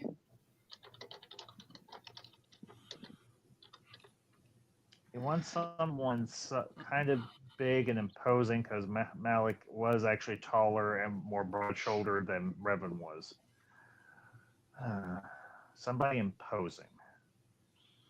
Or at least that can, be put in like lifts in their shoes to be imposing. Yeah. And can like speak through a mechanical vocoder, whatever you want to call it, so that they have a much more menacing type of voice. Okay, what about? And don't laugh, okay? I'm gonna name two people. I'm gonna name two people. Okay. I think number one, number two might make you laugh. We'll see. Number one would be Woody Harrelson, and number two would be Jason Statham.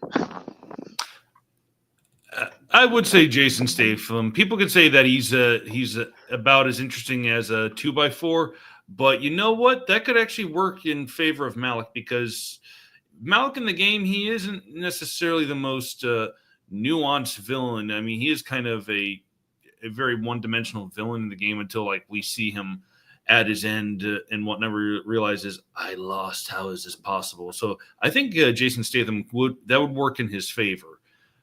And well, the problem is the age. That's kind of the only thing. Same with Revan, right? Like Statham or Harrelson are both, I think, much older than. But then again, like if we would make a KOTOR movie remake, like how true would we have to stay to like minor details like that? You know what I mean? Like we could make Revan 10 years older. It's not. I think that would work. Okay, I'm gonna toss out a name for Malik. And I think this could possibly work. Liam Hemsworth. Liam Hemsworth, eh? Thor's brother. Thor's brother. Oh, okay. That took me to no, not damn it. Wait. Loki. Loki. Oh, yeah, that will work. What's his name I again? can't think of his. Tom Hiddleston. Tom Hiddleston. Thank you. And that actually, would work. That would work. I just remembered like someone else like who could play Malik that is, broad-shouldered and tall and imposing. I can't remember the actor's name, but the guy who plays Jack Reacher on the show on Amazon. Oh, I know who you're talking about, but I don't know his name either. I know who you're talking about. What's his name again? I can't. I am the foggiest. Wait, what's his name again? I know who you're talking about. I know exactly who you're talking about. Yeah, that could work. Somebody I can't remember. Alan Richardson. That's it. The Parisian suggested the guy who played Boromir. Sean Penn. Sean Penn, or not Sean Penn. Oh. Sean Bean. Sean Bean. Bean. Oh, they both have an E and an N in the last name, and their name's Sean. Yeah, but one's an asshole, the other one isn't. It would, but here we would have the same problem though with the age, because there's only so much. I don't think so. With who? With the age, I don't think age. Well, who? Which actor are we talking about? Sean Bean, I think he means. Yeah. Yeah. I don't know. Yeah. I don't think that'd be as big an issue as you might think. Well, in theory, if this was like say 20 years ago. Yeah. I'm talking like right now, right? Okay. Yeah. Then I would still say no to Woody Harrelson. I mean, and also because I like Woody. He was perfectly cast as Cletus Cassidy for Venom 2, but his Southern accent, I can live with it in that movie. It works. For Malik, no. Too distracting. He can pull off an American accent because he did so in the Hunger Games movies. If you ever saw those, I never did. So I'll have to give him he a was watch. actually. I'll tell you the truth, Ace. I know it's a little bit of a little bit off topic. The Hunger Games movies, very very good. Oh yeah, very good. Very good. Very good adaptation of the books. Very good at I'll keep that in mind. It's true. Very good at adaptation. And the thing you have to remember too, this is before Jennifer Lawrence became insufferable. Wait, there was a time where she wasn't insufferable? Yes. Yeah, back in the day when she was doing the movies, she was actually pretty chill. I know, I tease. Yeah. I did like her in the first X-Men for a prequel that she did. Yeah, First Class. Yeah, she was. Yeah. The first two that she was in, she was actually pretty good. It was Apocalypse and then Dark Phoenix that she just kind of went downhill. I think in Days of Future Past they started putting a little too much focus on her character, but I think that's because they realized, oh, she's a rising star because of Hunger Games. Oh, let's cash in on this. Well, and the thing that they did too with the story is because the Sentinels were the part of their programming or their ability was based off of her ability to shapeshift. So they kind of had to they had to focus on her somewhat. So I get what you're saying, but at the same time, I don't disagree with what you're saying. But at the same time, it made sense for the story to focus on her. But at the same time, the shape-shifting thing doesn't really make sense because shape-shifting doesn't give her other people's powers. She can change into Cyclops, but she's not going to have his optic blasts. Yeah, but here's the thing. They were able to modify it and weaponize it for the Sentinel. Remember Fair that. enough. Fair enough. It's been a while since I watched that movie, and I never did see the need road to. cut either. I have the road cut. I still haven't watched it. I would tell you to at least watch the theatrical cut because that movie is one of the best adaptations of a existing comic book story that I've seen in a while, and that's saying something because I love the Days of Future Past story, and everything in the comic. Yeah, I love it. If I could meet Chris Claremont and John Byrne at some point, that'd be the one comic I would want them both to sign. Both the trade paperback and the original issues I got. It's a great story. Both, dude. I am envious, but I respect you. Yeah, the back issues cost me a good couple bucks at the con I got them from. I can imagine, but you know what? It was probably worth it. Oh yeah. So, not as much as the Death of Gwen Stacy though. That cost me more. Oh, I can imagine. But Ace, you know what's also a really good adaptation though? First couple of seasons of Game of Thrones. Yeah. It's true. I love it. Like, I love it when people bust my balls about books, that. The books are here's insanely good, but the series stays so true to the books, like up until season 5 or 6. Yeah, season 5. Yeah, season 6 is the first one that is not based on the books anymore. Ace, I'll tell you the truth. I have not seen any of the seasons all the way through, but I've seen a lot of clips of all of the various seasons. I will tell you one character that you should definitely watch the series for, and it's not one you're going to expect. Lady Olenna Tyrell. I love that character, and Revan knows exactly who I'm talking about. Oh, yeah. Isn't she the one? You didn't... Go on. Oh, no, I was just going to ask, so you didn't watch the entire series, like from start to finish? I've seen a good chunk of it in like clip form, but I've never been able to sit down and watch it all the way through. I'm thinking about getting the first 6 seasons or so, because I can go to I use the movie store and I can pick up the first 6 seasons probably. You guys should, you guys should it's really, really good. It's honestly, if I disregard the ending, like especially the last season, it's probably the best series I've ever watched. Especially like the first 6 seasons, man, it's insane. There are 2 series in particular. One I've already done full review for. The other one I'm going to be starting in the next couple of years. Both are from the 90s, and both of them are very dear to me. One is, of course, Buffy the Vampire Slayer. The other one is Babylon 5. Mm-hmm. Well, yeah, I'm not saying it's going to be your favorite. I'm just saying like it's. No, it's yeah, I get you. Well, it's probably like Shogun was really good too, but yeah, it's definitely high up there for me. Really high up there. So like I'm pretty sure you guys would like it, and the books are even better. Man, the Game of Thrones book series is. George R.R. Martin is probably my favorite author. Fair enough. My number 1 favorite. Fair enough. Well, back on topic at least somewhat. If they were ever if let's say somebody was to do a fan fiction or a fan project of KOTOR, would you prefer it as a movie or as a miniseries?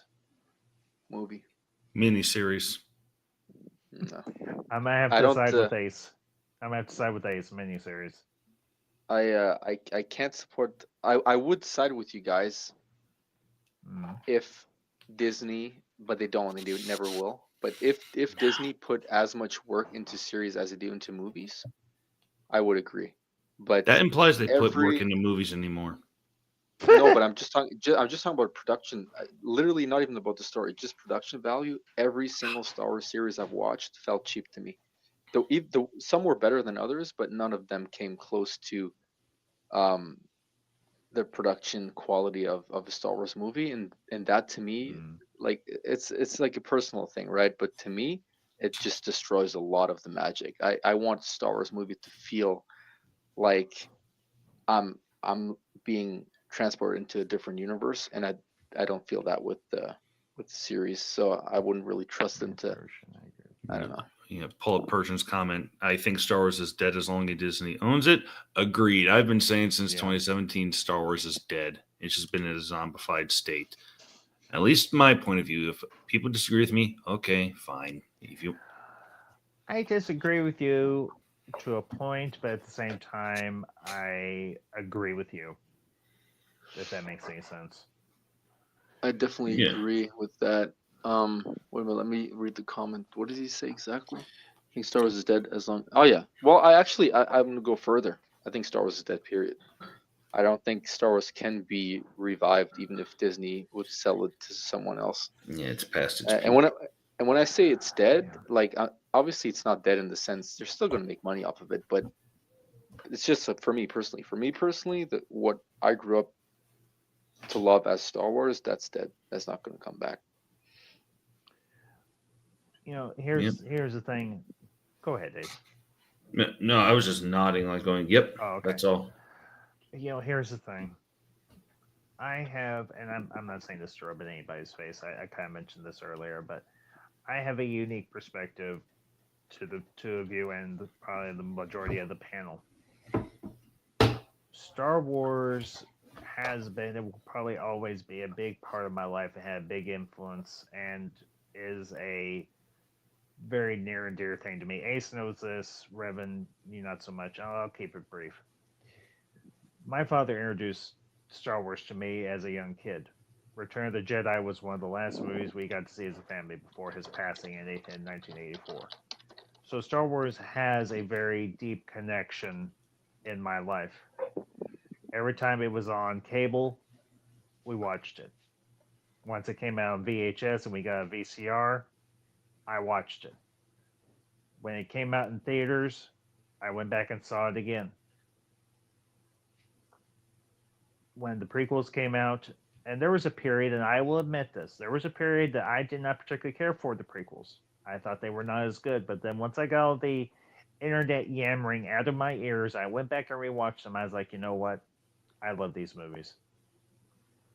I think a lot of us had that phase where we at least questioned whether or not we truly did enjoy the prequels or if it was just nostalgia. Yes. The old expanded universe, which encompasses books, comics, video games, all that stuff, was an absolutely magical time for us as a fandom. Because we could immerse ourselves in so many different forms of media that explored various aspects of this universe that we love. Mm-hmm. Yeah. By the way, are there flaws? Go ahead. I'll say one more thing, Revan. Are there flaws? Sure, yes. Because nothing that we love is going to be absolutely perfect. But we love it in spite of its flaws. Except Revenge of the Sith. So I would argue Empire Strikes Back, but that's a debate for another time.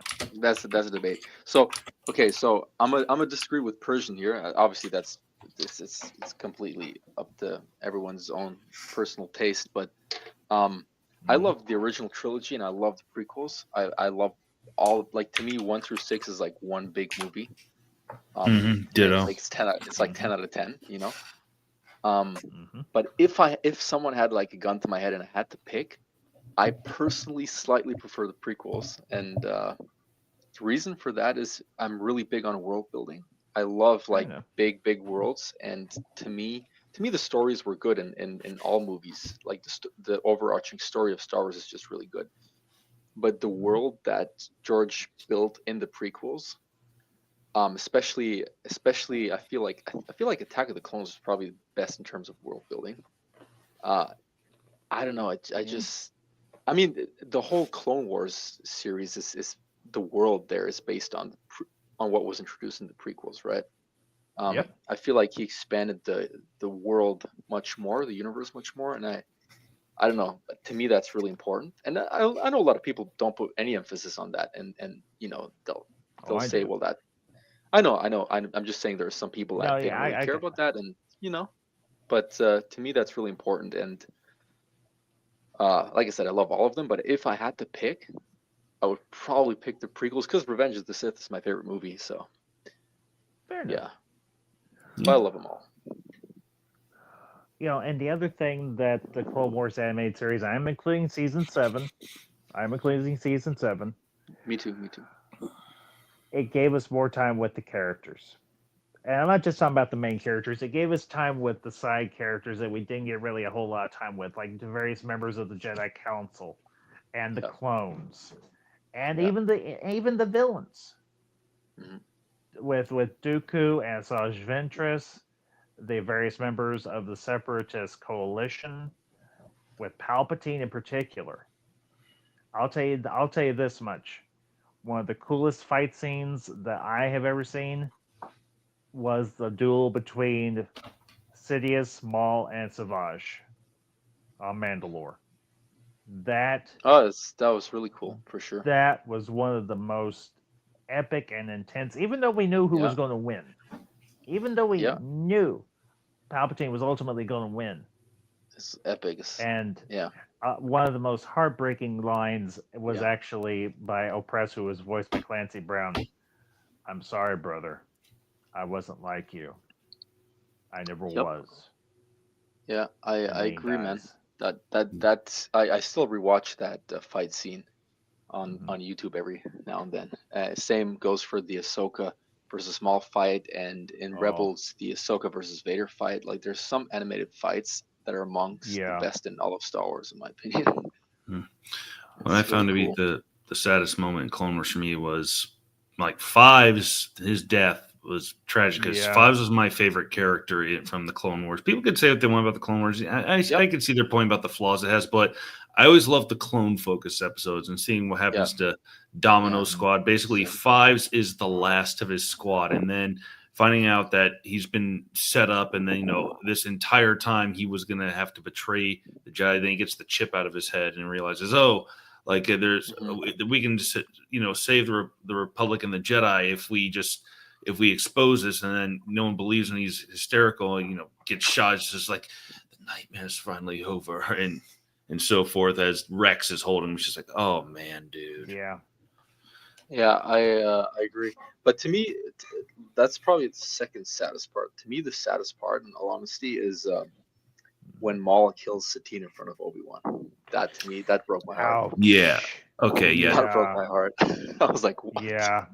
It just happened. But here's the thing. I am an Obi-Teen person.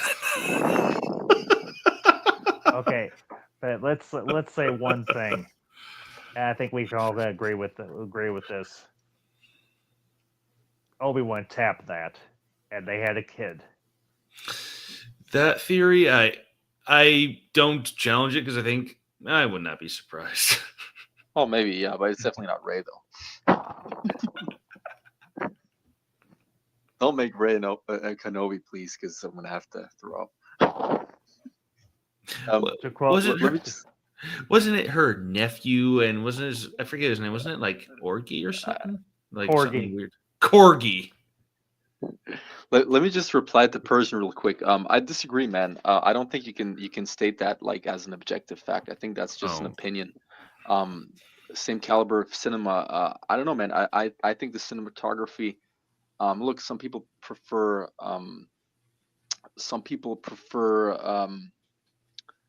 like practical sets. Some people prefer CGI. A lot of people look at the prequels today and they say, "Oh, well, the CGI wasn't good." Well, at the time, the CGI was pretty revolutionary, and yes, it was. And the CGI led the way to many, like Avatar, for example. would have not been possible without the Star Wars prequels. Today's CGI yeah, would have not been possible, and they all use industrial light and magic, and yeah, ILM. and to me, the cinematography is in the prequels is not inferior, and like I said, physical sets that it's like if you put emphasis on physical sets, then sure, but I don't think that is an objective that like an objective fact that is what makes a movie good if it has more physical sets or more or less CGI or whatever, right? I don't think that's the good half of the good parts of the MCU would not exist without the prequels because they were writing the code for the CGI for Jar Jar, and we would not have Thanos without Jar Jar if you think about it. That's true. But we wouldn't have Rocket. Sorry, go ahead. Yeah, Go ahead, or Brother. I'm just replying to Persian here. I disagree, man. I do go back and watch Revenge of the Sith and watch Attack of the Clones, and I see Coruscant, and I'm mind blown by the CGI. I'm still mind blown. I think the CGI world, and I don't care that it's green screen because you can't have physical sets for Coruscant and make it look like it's such. You can't make it look as outer worldly as it looks, and and I think that's really important for fantasy space sagas like Star Wars to not look like. And that's actually something that bothers me with a lot of the Disney shows. A lot of them use physical sets, and they don't look like it's actually a different planet. They look like they were filmed on Earth, and that actually bothers me, to be honest. So, yeah, I disagree. And actually, go ahead. Sorry, one last thing, and also I heavily disagree with the story. I think the story in the prequels is in no way inferior. I think the story in prequels is actually a little more complex than the story in the original. Yes. So I don't know, man. Mm-hmm. I agree. I don't. And a lot of the Coruscant, it's actually not all of it CG. A lot of it is miniatures that they built. Like Dex's Diner was a miniature. Like there's a YouTube video talk about the actual practical effects in the prequel trilogy. And Phantom Menace alone had more practical effects in it than the entire original trilogy added up. It's just a lot of people think, oh no, it was all CG just because of like the Trade Federation droids and Jar Jar. There was actually a lot of practical effects, like miniatures, like that first shot of the Boonta Eve Classic where we're panning and seeing like basically where the starting point of the race. That was a miniature set, and the crowd was actually like a bunch of painted Q-tips that they slightly moved. Yeah. Oh, matchsticks. Yes. Yeah. And the Geonosian Arena, practical effect, a miniature. Here's the thing. Go ahead. No, you go ahead. I'll go after. Okay. Here's the thing. You can blend CGI with practical effects and come up with something rather marvelous, no pun intended. And what they were able to do with Coruscant, and I agree with you, there is no practical way in the world that you could do Coruscant as anything other than a partially CGI and also partially practical effect set or planet. It's too complex of a world and everything to try and do it conventionally.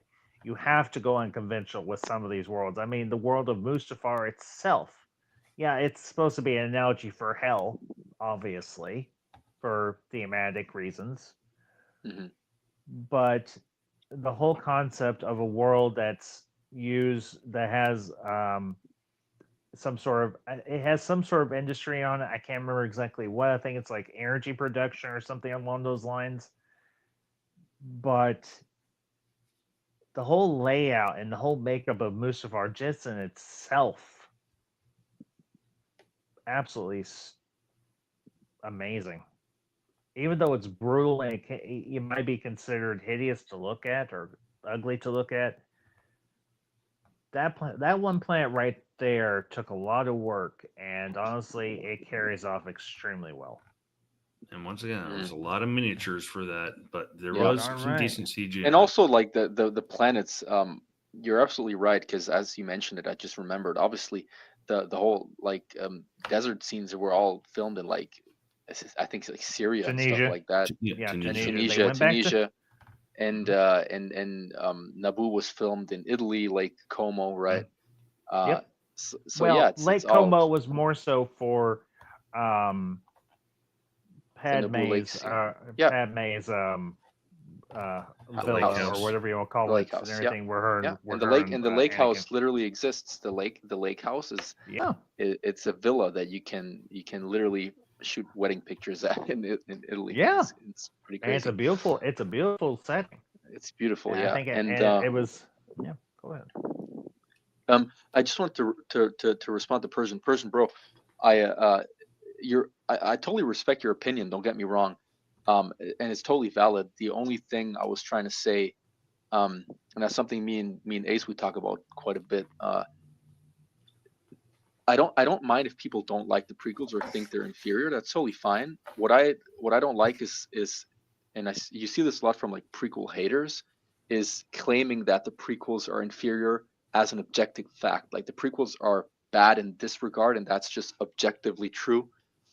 That's what I don't like, because it's I just don't see it that way. I don't think you can say that practical sets are objectively better than CGI, when in fantasy worlds or sci-fi worlds you can often you're too limited with practical sets. You can't really depict what you're trying to what you have in your head, you know?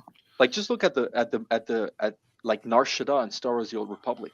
How would you recreate Nar Shaddaa with practical sets? It's impossible. I know the world you're talking about. There's a way you could, honestly. I mean, you want to talk about a good mesh of practical effects and CGI and sets. Lord of the Rings, in its totality. Yeah, all in New Zealand. And I just want to put Persian's comment up. He just, before we shift gears, he just says he likes the prequels. We just misunderstand his point. He's just saying that, explaining why he prefers the originals. He doesn't dislike the prequels. He's just saying these are his reasons why he prefers the original over the prequels. No offense taken. All opinions here are valid. There's no one way or another about it. So yeah, but I don't know. I disagree with. I still feel like Persian is trying to come at it from it being like objectively so, and I definitely disagree with that. Because if we're looking at like the art form and there's a study behind it, then what you're essentially saying is we have to listen to like the experts, the film critics, because that's what they focus on usually, and in that regard, look at the reviews that Last Jedi got. I don't really sorry, but I don't really care about what people say traditionally falls into like good art of cinema and whatnot. I don't know, man. If I like a movie, I like a movie, and if I don't, I don't.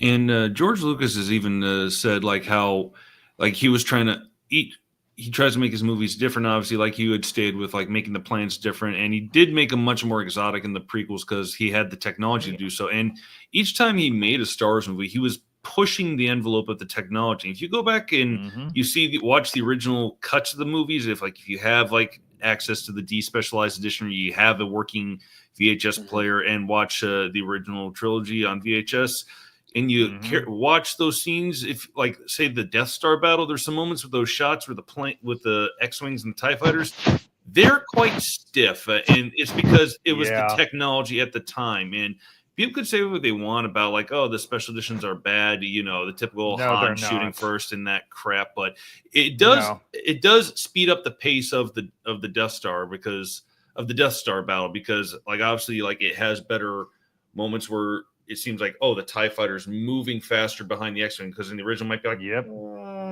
and then in the special edition, it'd be a little bit more faster pace. So it just doesn't break you out of the illusion. So like, and he does that with the prequels. Like he's using the technology at the time. He's trying to push the envelope forward, and not just for his own movies, but to also make it easier for other filmmakers who want to, bring their entire vision to life. Like it's basically like if a painter only had access, like they wanted to make a painting to express an idea, but they only had access to primary colors. They can mix them together to make the painting they want as best as they can, but they're going to be very limited with the amount of colors. They're just basically adding more colors to the wheel to have the expression they want. And George, that's what he is. He's an experimental filmmaker, right? He mentioned that over and over again, that his passion is experimenting, and I think that's an art in and of itself. I feel like George is one of the few directors who's kind of pushing the envelope in general when it comes to filmmaking, and he had a really big influence, even though like a lot of Hollywood kind of dislikes him because he's not conventional and all of that. He still undeniably had a lot of influence with the prequels as well, with the original trilogy, like undeniably, but with the prequels as well. He had big influence for sure. Yeah.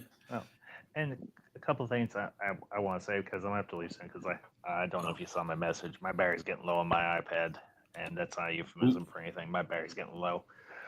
Okay. First off, if it had not been for Lucas, we would have never gotten a character like Revan.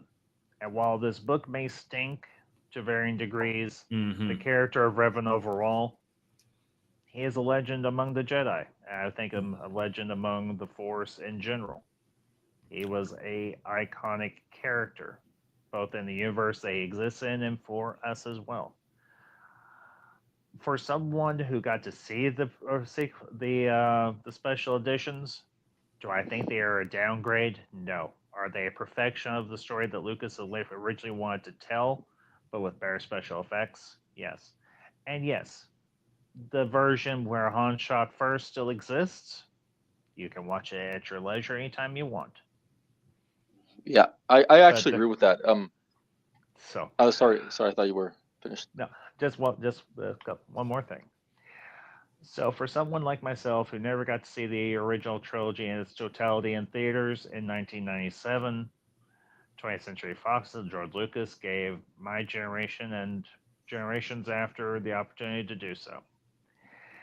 And this character of Revan,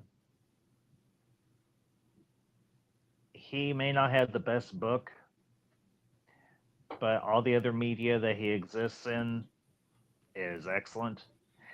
And I think he's a character that needs more exploration. And if it's not by if it's not by Lucasfilm itself, I say to the fan fiction community, whether you do it through writing, whether you do it through drawing, whether you do it through short film or animation, let's give Revan his due.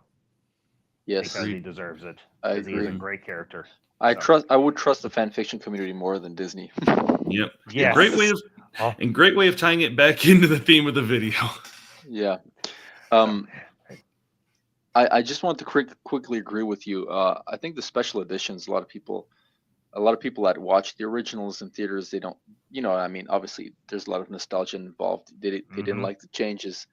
But to me, most of the changes, like I get some like, Han shot first. Okay. But like, come on, adding, for example, in Bespin, adding windows. Oh, yeah. Come on, like, are you really going to argue that made it worse? It made it infinitely better. Like, it made it infinitely more beautiful as well. The entire Bespin art. I rarely hear that complaint. Yeah, that's what I'm just saying. But And people I will will complain say- about it in general, I will and say forget this that too. there's. Go ahead. It's not just that. It's like also like adding more aliens and stuff. I just think it just makes it just makes it nicer. It doesn't necessarily add to the story, but it in no way takes away either. And also one quick thing to Persian. I do, man. I don't know why you would say that. I think everybody understands how influential and impactful the first Star Wars movie was. The first Star Wars movie is one of the most impactful movies of all time. Yes, it is. Nobody denies that. It reimagined the entire cinema industry. Let's be honest here. The whole filmmaking It industry revolutionized completely- cinema. Yeah, Completely, it did. And honestly, one other scene that I wholeheartedly love that Lucas added in was the Jabba the Hutt scene, because it ties very nicely into the one of the main points or plot storylines for Return of the Jedi. So I have absolutely no, I had absolutely no issue with the addition of Jabba scene in in A New Hope. Me neither. So, all right, guys, I got to go, but great discussion. Look forward to the next one, and you guys have a good night. And we have to as we decide say on in a the book. community, may the force be with you. May All the good. force be May with the you. force be with you. Thanks for joining us, Ambassador. All right, guys, take it easy. All right, see you. All right, and but to kind of close out this video, I just want to quickly say to the person, another reason like why the prequels were so different is because if you look at like the history, I mean, of the behind the scenes with the Star Wars, the very first Star Wars, like George had a very low budget and he had a lot of problems on set. But like we know how when they were on the Tatooine sets in Tunisia, a big storm came like before shooting one day and blew down like a good chunk of the set, and it cost. He basically said, "Okay, this is cutting us off the leg. Let's just move forward, salvage what we can." He didn't get all the shots he wanted, and it basically like stressed him out so much. He actually was feeling chest pains, and he was not even 30 yet. He had to check himself into a hospital at one point because of high tension and exhaustion, I believe. And so when it came time to the prequels, where he had all the money he needed, like $100 million of his own money, he didn't necessarily have to worry about the money aspect. But once again, in Tunisia, before they were about to shoot, I think, segments of the pod race, storm came the night before. This is on the DVD behind the scenes of The Phantom Menace. It destroyed so much of the sets and the pods and whatnot in pieces. And I think the reason why, like, he did a lot of, like, after episode 1, he did a lot of soundstage shoots with green screen is so that he didn't have to worry about that, because about the sets being blown down and whatnot, because of them being destroyed on location. Some people think, oh, there's nothing wrong with going on location. They say that as if they've been on location. Nothing ever goes according to plan 100%. Yes. Can you imagine having a vision you're trying to fulfill and in half your set gets destroyed by circumstances beyond your control? Also like a non-Star Wars movie in England, and one of their larger sound stages, the Pinewood Studios, the one where they shot a couple of the Bond movies, one of them burnt down for some reason. I can't, in like the late 70s, early 80s. And so just imagine you're trying to shoot your movie and the set burns down. Mm-hmm. Yeah. Plus Lucas did mention multiple times that the reason he didn't use CGI in the originals is because he didn't have the technology. If he had the technology, he would have used it, because he wanted to create worlds that looked different. And I love Hoth, but Hoth could be friggin' northern Canada, right? Tatooine is Tunisia. These places don't necessarily, with the exception of Bespin, don't necessarily look like they're alien planets. Now, if you look at Naboo, you could say the same thing, right? But if you look at Coruscant, if you look at Mustafar, if you look at Felucia, if you look at Kashyyyk, these places don't look like Earth, or Camino or whatever. I think it's awesome that they don't look like Earth, and you could not recreate these planets without CGI. It's just not possible. Yeah, and that's why, to me, that's not even fair criticism. And Endor is literally just the redwood forest. I mean, the closest one in the original trilogy to a more alien type of environment, I would say, would be Dagobah, just because it was a set they had to build. But it's a swamp. You can go to any bayou in Florida or New Orleans and Louisiana, and probably find an area where you could be like, oh, this is Dagobah. Let's shoot a fan film here. Yeah. I agreed. Also, like I said, it's totally personal taste. For me, I actually think that that's what makes the prequels good. That it's not just about like one main character. It's the story of many main characters, you could say. Like the first, like Phantom Menace is obviously. I mean, if you would have to pick one character, it probably would be Qui-Gon for Phantom Menace. You're responding to this comment, right? One on screen. Just give me a chip. He says there's no clear protagonist. And I was going to Yes, say it's yeah, Qui-Gon. Yeah. Qui-Gon is for the first movie for sure, but like you still have other secondary protagonists like Obi-Wan and young Annie and Padme, obviously. Yep. And then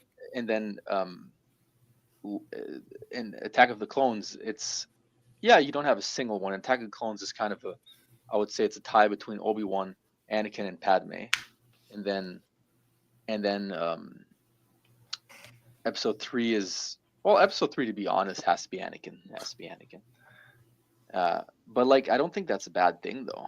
That it's not like that the trilogy doesn't have one single protagonist. I don't know, man. Again, but that's personal taste, I guess. And he says, I like the prequels. I just don't get the same experience as what I would consider traditional cinema. And I understand that, but it depends on how one thinks of as traditional. Like is it in the modern sense, in the classic sense? Because you can have that sense like from any movie, like across the world, like whether it be like he mentioned Kurosawa or someone from Japan, or maybe like a French film, a British film, or like even a Mexican film or something. Like they can have aspects of traditional cinema. It kind of just depends on what your own personal standard is. And also, I think another big thing is like it relates to something George Lucas said about letting go. Like he made this analogy. I think it was for a college graduation thing or something like that. And he talks about what the importance of letting go, because like if you fixate on stuff and owning things, you're just setting yourself up for failure. You need to let go, because like you will never re-experience like the first time you bought a car, your first car. Like even if you get to like 5 cars, you're never going to get that same was the word euphoric feeling of when you first purchased it. It's like he's talking about like the aspects of the Force, the selfless and the selfish. The selfish is concerned with pleasure, and the selfless is concerned with compassion and helping and so forth. And that's kind of what it is with the prequels. Like you're like, for people that grew up with the original trilogies before they saw the prequels, that the prequels are not going to necessarily, with that expectation, if they went in with expectations, they were not going to be satisfied with the prequels. They were just kind of doomed for it. You just kind of need to just look at it, see what it is, and maybe accept it for instance, to say, it just doesn't do it for me as much. And I think that's what some people say, like Kayvon, not Kay. Who's Kayvon? I'm thinking my coworker Kai. Sorry, Persian, but Persian is saying he's just basically saying that he likes prequels what they are. They just don't do it for him as much, and I think it's for that reason of and that's totally fair, man. Mm-hmm. Because you say in your last comment, you say it's a style, it's an art, right? And that's what it is, man. And art is 100% subjective. If you prefer like traditional classical cinema, then the prequels aren't that, because they weren't meant to be. But some people might prefer the way the prequels were made. Like me, for example.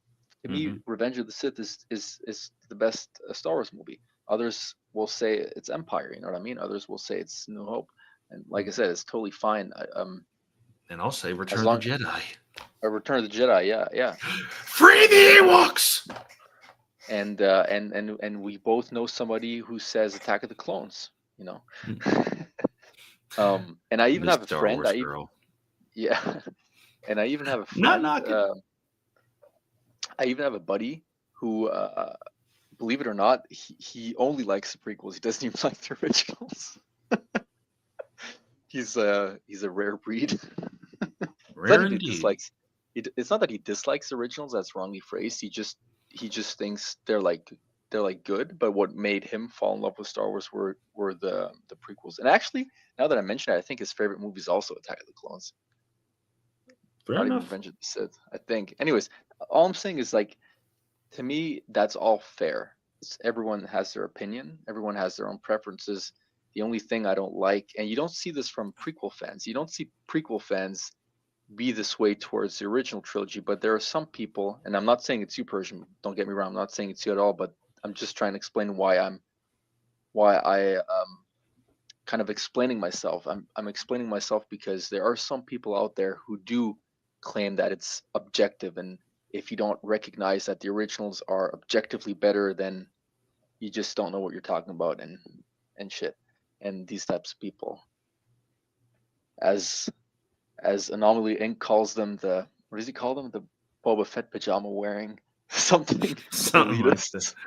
Yeah, and George, I think the channel is JJ Plagiarism, like shares a similar sentiment, just without using that terminology. I refer to them as the Plinkett zombies. The Plinkett zombies, yeah. Red Letter Media. Yeah. If people took them as what they are actually, they're not legit critics. They're just kind of fanboys venting their frustrations that they had and trying to do it in a comedic, entertaining style. But too many people took it seriously, and they decided we're going to ride the coattails and do the same thing, rip off all the arguments, as opposed to having any original ideas with any problems we have with the movies. I disagree, man. I not with you, Ace. I'm talking about Persian here. You cannot compare a car functioning and movie, because you just said yourself, movie's art.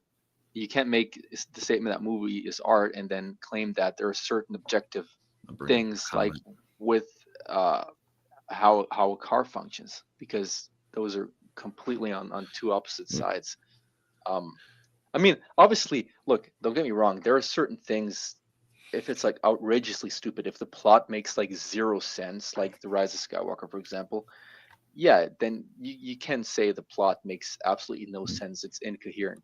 But the plot in the prequels is not incoherent. There's nothing about the prequels, at least in my opinion, that I would consider like that's objectively just like trash. Yeah, and to kind of expand what you were saying, in terms of the green flags of monikers equality, like you were saying, Persian, like it will change with people with time. Sometimes it's your own personal taste. Like you might think, oh, it's objective, but at times you'll realize that, like I know you and I are the same age. We went to the same school together, for God's sakes. But like also there are certain tastes that will evolve. I remember like when I was say 20 years old, I was much more aggressive minded and I had a little bit more elitist attitude, whether we with music or movies or whatever. And I remember like, for example, I dated this girl and she liked the movie Moulin Rouge, and I had only seen it probably once and I thought it was stupid. And that was like from like probably a couple of years earlier. I caught it on TV or something. I thought, this is stupid. And I think her and I had a discussion on it. I just was so negative. She didn't like my negativity. I didn't last long with that. I had my head up my rear at the time. But anyway, like, so if I rewatch that movie now, I might come away with a different perspective. Be like, okay, I might say that I do still have what I believe are objective criticisms, but the movie, I see it as a harmless movie now. I don't know what I was complaining about. It's just like, oh, it's just not to my taste.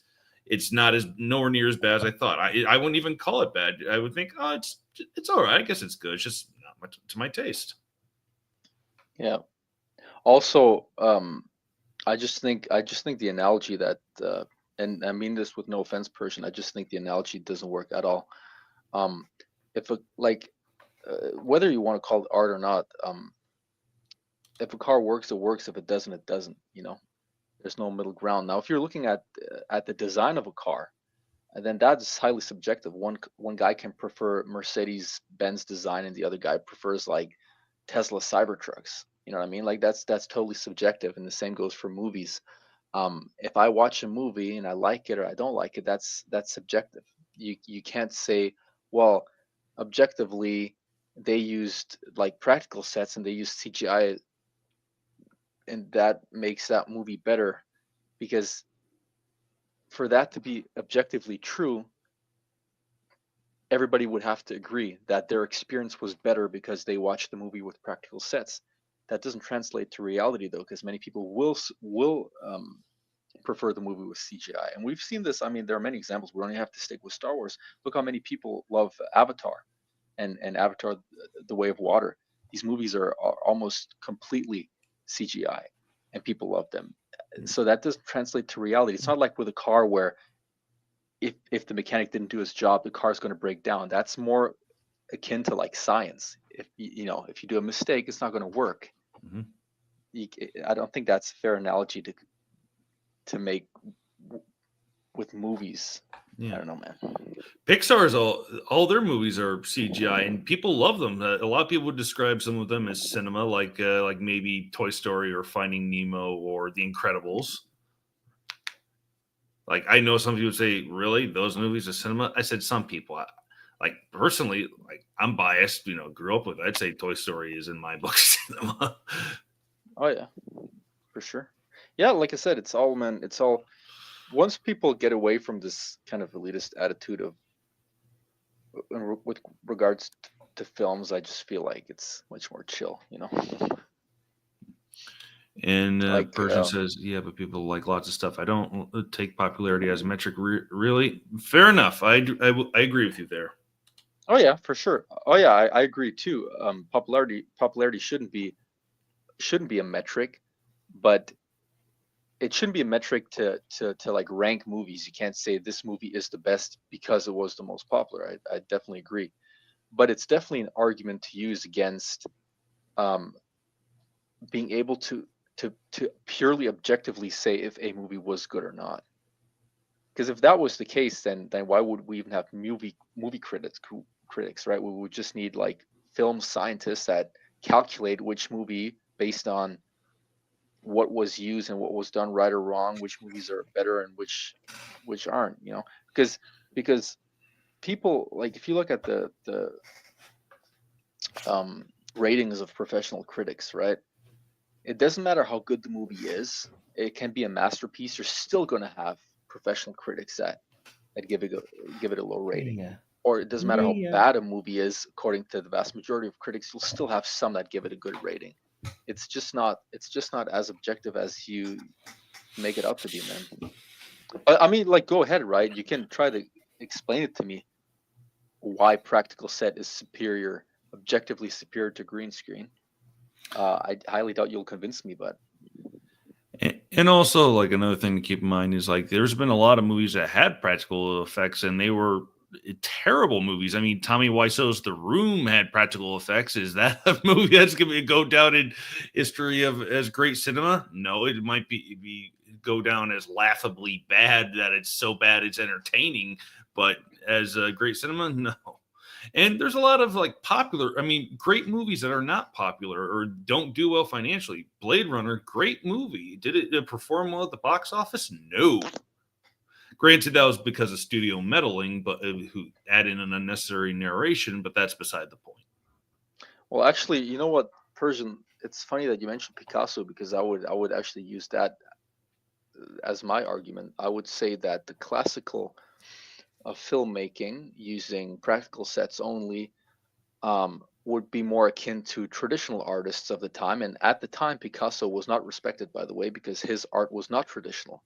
His art was more like the Star Wars prequels, actually, in the sense that it was not traditional at all. It was highly unique and experimental. And today it is viewed as, he's viewed as one of the greatest artists of all time. Mm-hmm. That's what I'm saying. If you have like classical cinema where they do this and that, and you can check certain boxes, and then George Lucas comes along and he experiments with films and he implements more CGI, you can't say that is objectively like worse art. There's no, it's not a science, bro. You know what I mean? It's nothing you can actually like prove, it's not a science. It's art.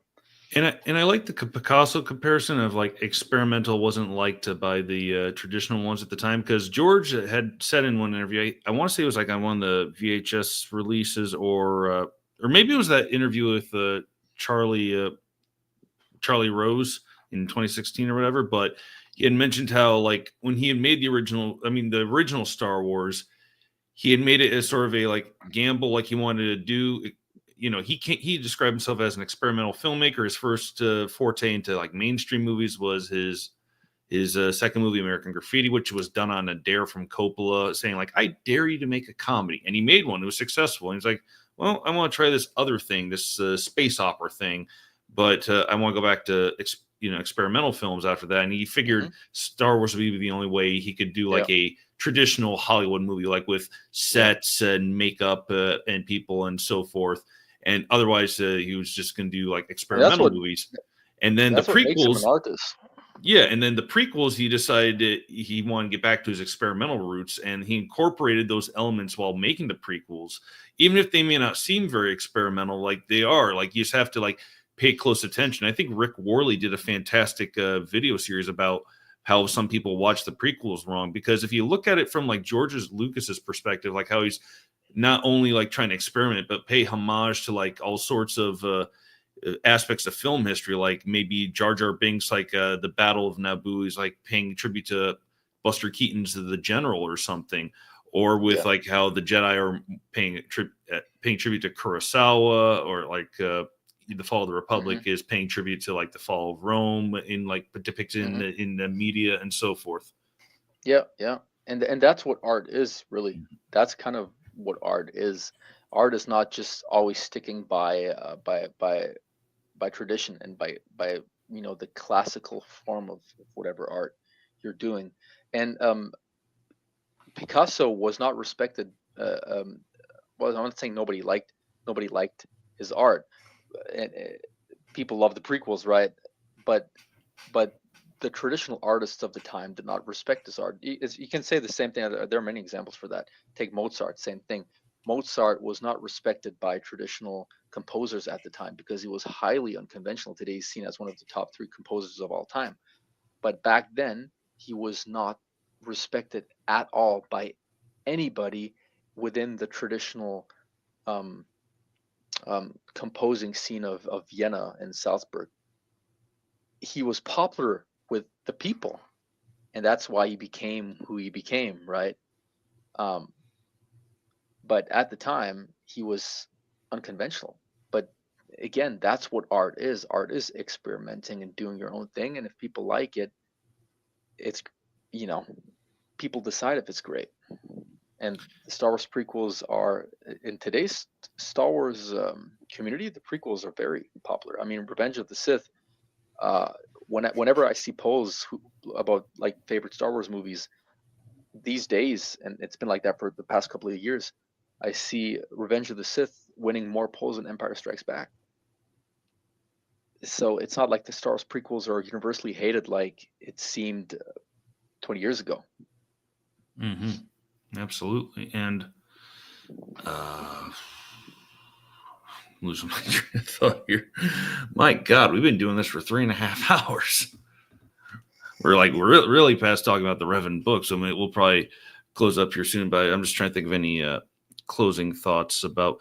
And with George, what I respect about him, he's always been true to himself. Like, he never sold out. But some people can be like, "Oh, but he made a movie so he can make toys or whatever." That I don't buy that. Like the toys would finance the future movies, and maybe he thought of a couple things like, well, maybe we can turn this character into a toy, but that was secondary. Like, he wanted to present his vision and do it on his terms. Hollywood hated for him because he did not bend the knee to them.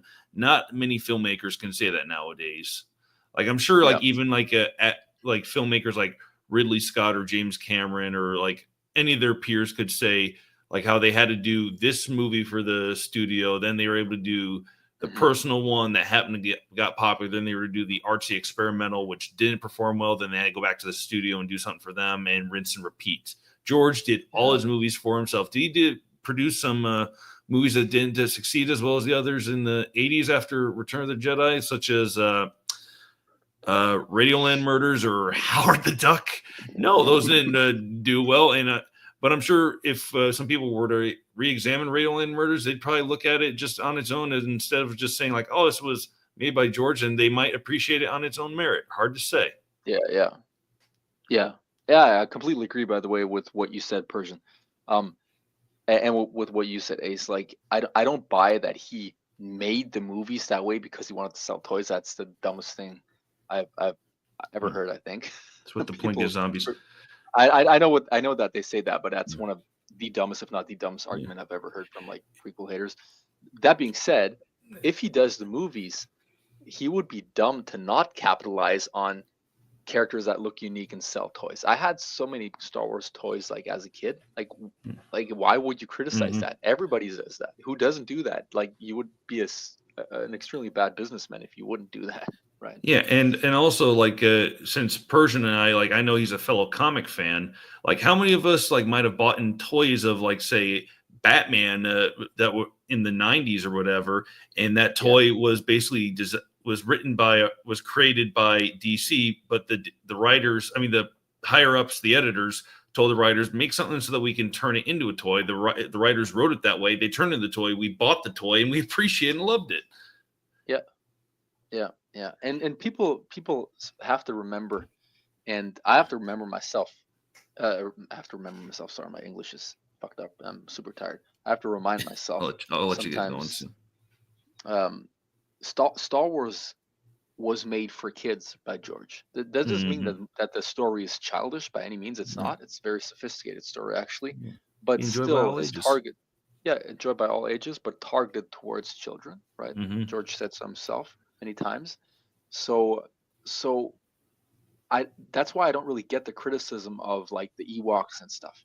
Who cares if they're cute? They're like, they were targeted towards children, and I don't even think that they're that bad. I don't even like. Exactly. The problem is if you start being too realistic about Star Wars, you're going to find many problems. If you start asking questions like, could like these teddy bears really defeat the Empire, bro? If you start asking these questions, then I think fantasy and sci-fi aren't really your thing, Yeah, that's an argument by idiots who forget one of the themes of Star Wars. Obi-Wan said in the first movie, your eyes can deceive you. Don't trust them. What did Yoda say in Empire Strikes Back? Size matters not. Look at me. Judge me by my size, do you? It's the same thing with the Ewoks. That's why Luke was so accepting of the Ewoks when they first encountered them. He remembered those lessons, accepted them like they could be an ally. Yeah, Star Wars is a lot about themes too. A lot about lessons. And when I hear people, and that's really also one of the dumbest arguments, people that complained that we saw Yoda fight in the prequels, and like, bro, he's a Jedi Grandmaster. What do you think did you actually watch the original trilogy and think that he just became a Jedi like that without fighting? He just never fought, but he just magically became a Jedi Grandmaster. And I've actually heard people make that argument, like with his size, like how could someone that small fight someone like Dooku? That doesn't even make sense. Well, that's the point. That's exactly the point, that he's that small, but he's so agile and fast and so superior in terms of lightsaber combat and force connection that he can actually duel with people 5-6 times his size. That's the point, man. Yeah, as if sound in space makes sense. Exactly. Well, yeah. Or my dad would say explosions in space. Well, a lot of things, like even like what is double light speed? You know what I mean? But that, again, like if you're bothered by stuff like that, don't watch fantasy, bro. Yeah, and those people that mostly rag on the Ewoks, like I would say anyone who says like, oh, George did this to make toys, I will with a straight face ask the person, how old were you when you first got into Star Wars? If they say like 10 or below, then I'll say, okay, you saw it as a kid because it was made for kids. Everyone can enjoy it, but it was made for kids and whatnot. That's what they don't get. They expect that the movies should, mature and grow with their taste as they're getting older and developing new taste. Yeah, exactly. And this is something I was thinking about earlier in the day today, but we're really running long on time, so we have to wrap it up. Bro, it's close to 7 o'clock in the morning here. Oh God, dude, I'm so sorry. I meant this to be like maybe an hour and a half, 2 hours top stream, but but I have to say, I really have to say, Persian, like we had our little disagreements with the prequels, which is totally fine, right? Agree to disagree. But I really appreciate you being like here for, I think, the entire stream or close to the entire stream. Yeah, he was pretty close to the entire stream. Yeah, that definitely that's cool, man. Appreciate that. Yeah, and I appreciate you watching the video after I sent the link. All right, any closing thoughts? Well, do you have any idea? Obviously, we'll have to talk to the ambassador, but what the next book, or maybe even chat, maybe Persian has an idea what the next book should be. Yeah, it's Could be a book that I've already read too. Like we could revisit something. yeah. Like I'm trying to think. Like since this one is called Legends of the Jedi, and we're following Revan, and granted, he walked the line throughout his life, but in this he's mostly good. Maybe the next one we can do about the Sith. We can call it Legends of the Sith or something, and do either the Darth Bane books or Plagueis, for example. I don't know, or maybe we can do that book about Malgus from the Old Republic series. Yeah, I would be down. I would be down for either Malgus or Plagueis. Just because it's not an entire trilogy like Bane, you know. Yeah, and the trilogy would be a taller. Probably do it in single books first. I would. I mean, I read both books, but I would definitely love revisiting both of them because it's been a while. Especially the Plagueis book. The Plagueis book has been like 6 years or something, man. Yeah, I need an excuse to read the Plagueis book again. And then maybe we can alternate, like go back and forth between good guys and bad guys, and the following book be Kenobi or something. Because I want to reread that again. Yeah, Persian. Star Wars books. Yeah, we're only going to do Star Wars books. Yeah, the Bane. We definitely should do the Bane trilogy, but like that would have to be like I don't know, down the line. Yeah, because we would have to do like all like one at a time, and I feel like we would have to do them in a row, like with no other books in between, just to have the full Bane experience.